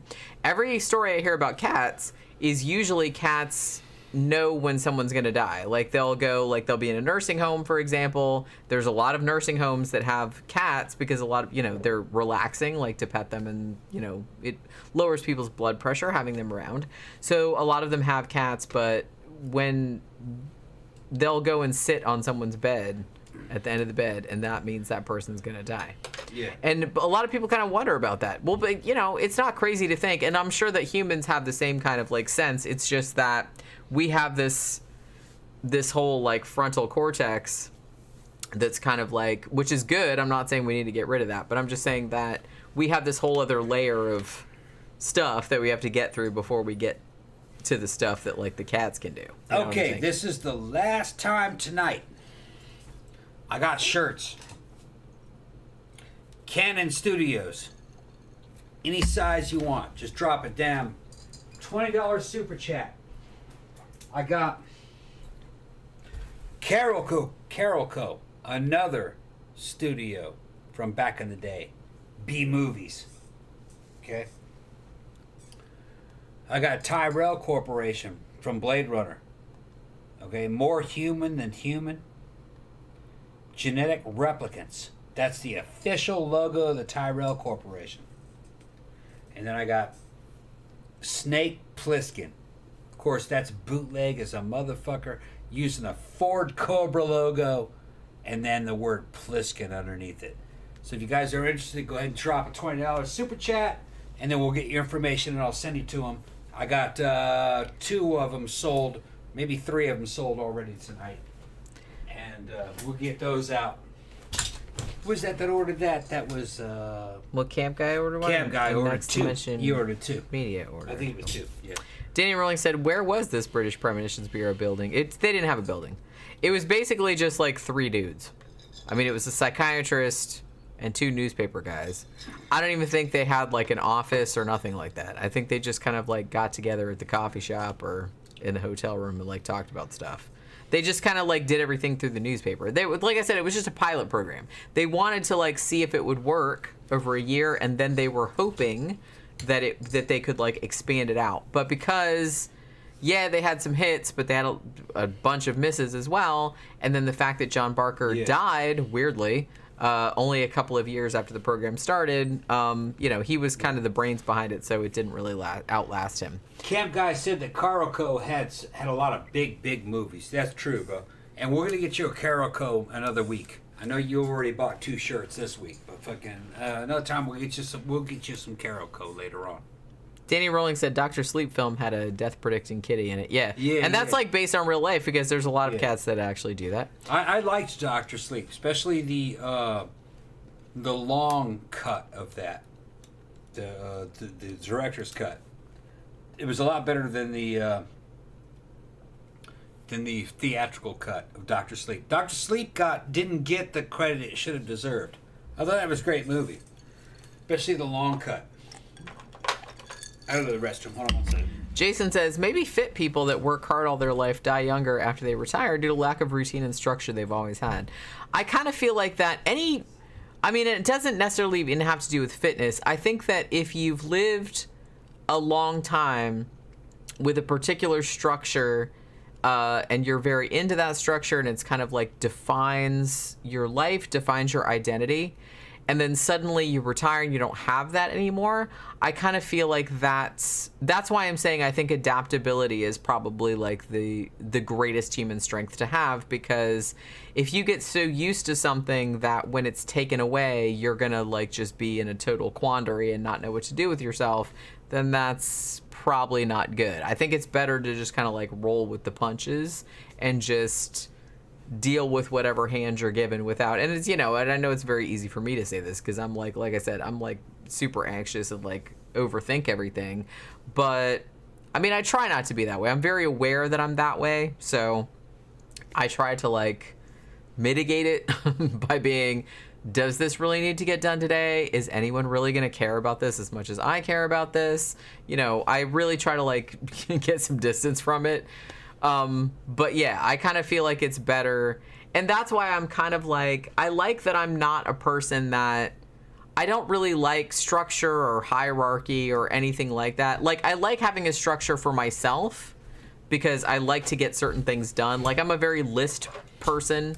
I get up every day, I'm like, I have to do this, this, this, and this. And it's very satisfying, like when I can mark things off. But I only do that, but it's just me. There's nobody imposing that on me. Let me know tell what you I'm saying? something. When I was in the 101st Airborne Division, we had a command sergeant major. His name was Presley. Presley was in since the 60s. He was in his late 50s or 60s, I think, during the time that he left. I gotta work out the numbers. But he was a very senior NCO. They offered him to go to the Pentagon to become I think it was a damn Sergeant Major of the Army, and he turned it down. So he stayed in the 101st. And he was a black, very senior NCO who had been in during the time, even when the United States Army was fucking segregated. He was from the Triple Nickel, which was an all-black airborne unit. He was a fucking great NCO. Everybody fucking loved him. We watched him go, like in around 93. He retired. He left. A year later, we heard he had died. Sad thing. But his whole identity was built in the U.S. Army. And when he left, all of his status was gone. All his reason for living was gone. And somehow he died. I wasn't there. He went to wherever he came from and he died. And it had to be psychological because he was a strong man when he left.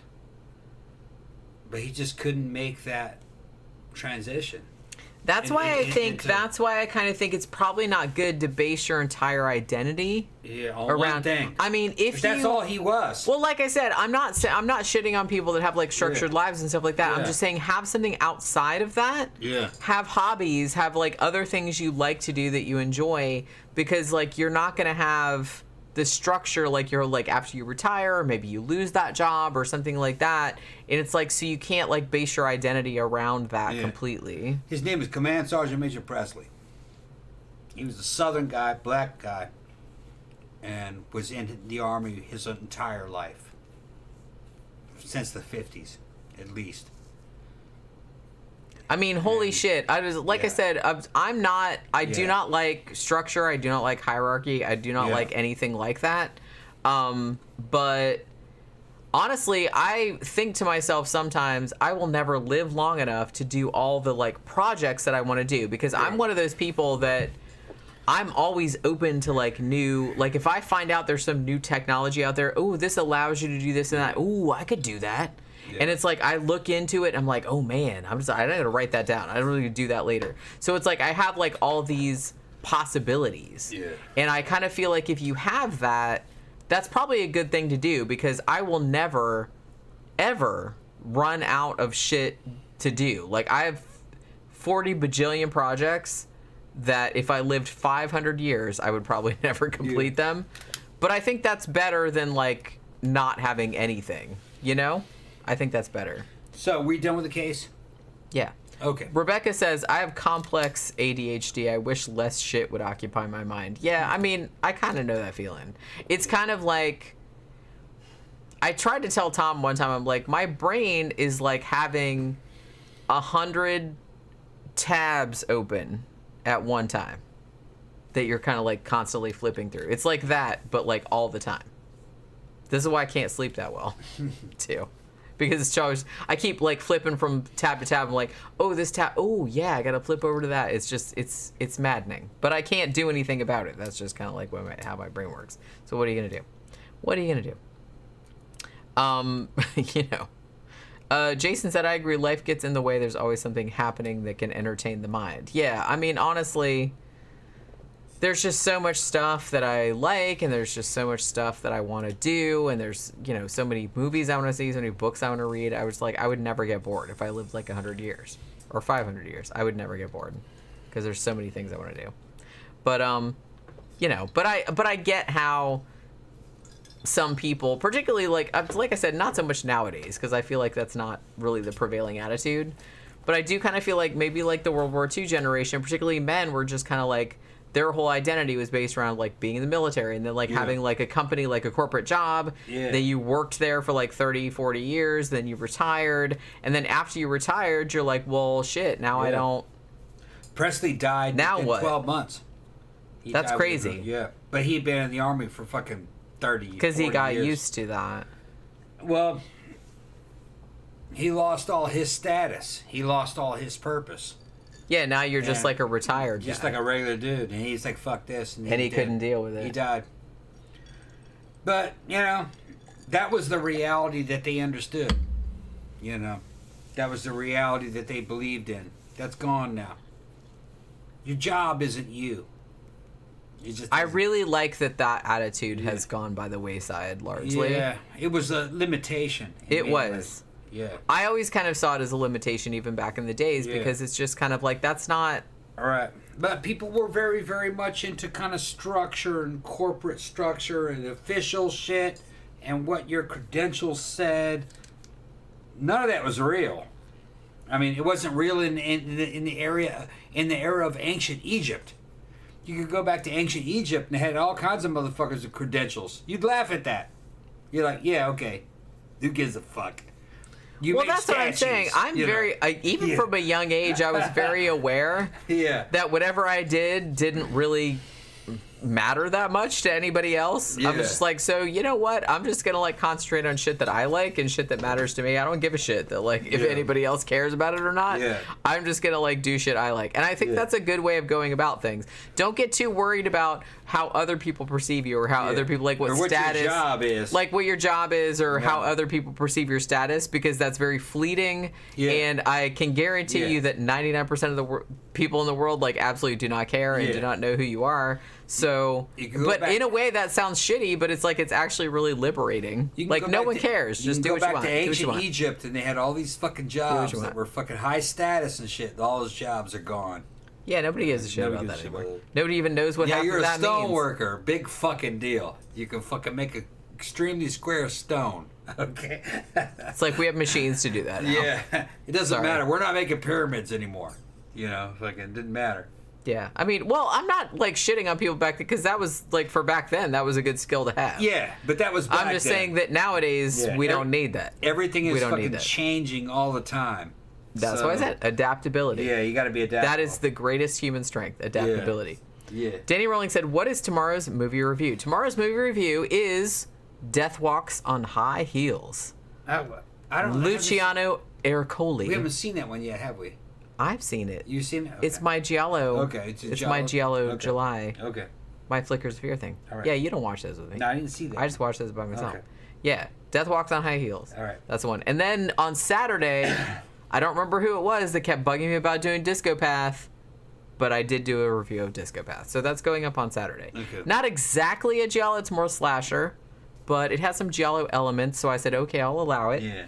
But yeah, so I did that too. That's also free on Tubi if you want to watch it ahead of time. Actually, Death Walks on High Heels is also on Tubi, as is Luciano Ercole's other movie, Death Walks at Midnight, which I haven't seen yet. Okay. But he did another one called Forbidden Photos of a Lady Above Suspicion, which actually Shudder just added, so I might do that at the end of the month. I haven't decided yet, but we'll see. All right. I'm also going to do Knife of Ice, but that's next week. Yeah, Jason S. said he felt he lost his identity. Your professional life doesn't define you as a person. Right. Yeah, No. Just define yourself by who you are, what you like all the shit. Like, just be a person. What you look like, what you're wearing, fucking all that shit. Well, don't be shallow. But I'm just saying that I want to be slightly shallow. But I'm just saying that just be a person. Be a good, well-rounded person. Don't worry about, like, if you want your job, like, if you want, like, a cool job and stuff like that, and you're doing something you like, then awesome. But don't let your whole life be defined by that. People can sell themselves as anything depending on how you spin it. It's all about your narrative. Although your physicality and how you look is also a factor. But you can get anything to work, okay, depending on how you sell it. Yeah, because everybody's got their own thing going on. Just make your own thing, figure out what it is, and make that work for you. Yeah, don't worry about it. Don't worry about it too much. And don't worry about it. And here's another thing. We don't live that long. No matter what you're thinking, we don't live that long. I mean, in the grand scheme of things. Yeah, we're going to die anyway. So, eventually... Unless they could pop our brains into avatars. Right, yeah. Into cyborgs or some shit. I'm still waiting for that. Exactly. One of these days. Yeah. I mean, if it doesn't happen, that's fine too. But it's like that would be super cool if they could. Everybody do it. else I would totally sign up for that. Everybody else died. We're gonna die. I know. That's how it is. I know. I know. Yeah. I'm alright with that. I've made my peace with that decision. But I'm just saying, If they can upload my brain and put it in a cyborg, then I'll do it. Yeah. But if they don't, that's okay too. Either way, it's fine. All right. So you done? Shut it down. You gonna shut it down? Shut it down. Man, you got like super drunk. Yeah. You hungry? Yeah, start. I'll make us something to eat. Go ahead. Okay, good. Yeah, I haven't eaten for hours and hours and hours. I'll make us something to eat. Danny Rolling said, "What's Dennis BTK think of the British Premonition Bureau?" The British Prime Minister, what? What does the whole topic of the show? Yeah. What does Dennis think of the British Premonitions Bureau? Oh well. Did anybody in the British Premonitions Bureau have a premonition of Dennis Rader? That's the big question.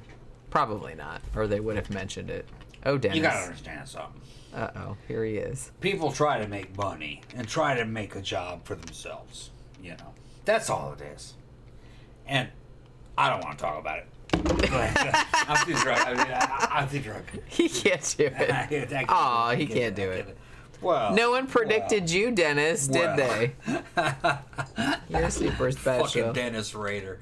Well, you know. Look at his little head. We had to glue his little head back on. His head fell off. No, his head's on there. No, we had I glued it on. Yeah, we had to. That's what I just said. I said we had to glue his head back on because it fell off when we dropped him. We just dropped him on the carpet. Yeah, his head popped out. Out. It was like really weird. He's like, oh. Poor Dennis. Nobody feels sorry God for Dennis. damn it. Dennis is a serial killer. We don't feel sorry for Dennis. I'm not worried about that, Dennis. All right. Yeah. So this has been a fun show. I feel like. Yeah. Probably. I mean, at least I got the case covered without getting too hammered. Can't say the same for Tom. No, I'm fucking hammered. But you know, we're gonna go have some food. Yeah. So you guys have a good rest of your evening and have a good day tomorrow. Like I said, if you're into giallo movies, putting up a video tomorrow about Death Walks on High Heels from 1971. So if you want to see that, it's going up tomorrow morning, at least in this time zone. So check that out. And then we will be back on Friday evening for the Sidetrack show. So that should be super fun.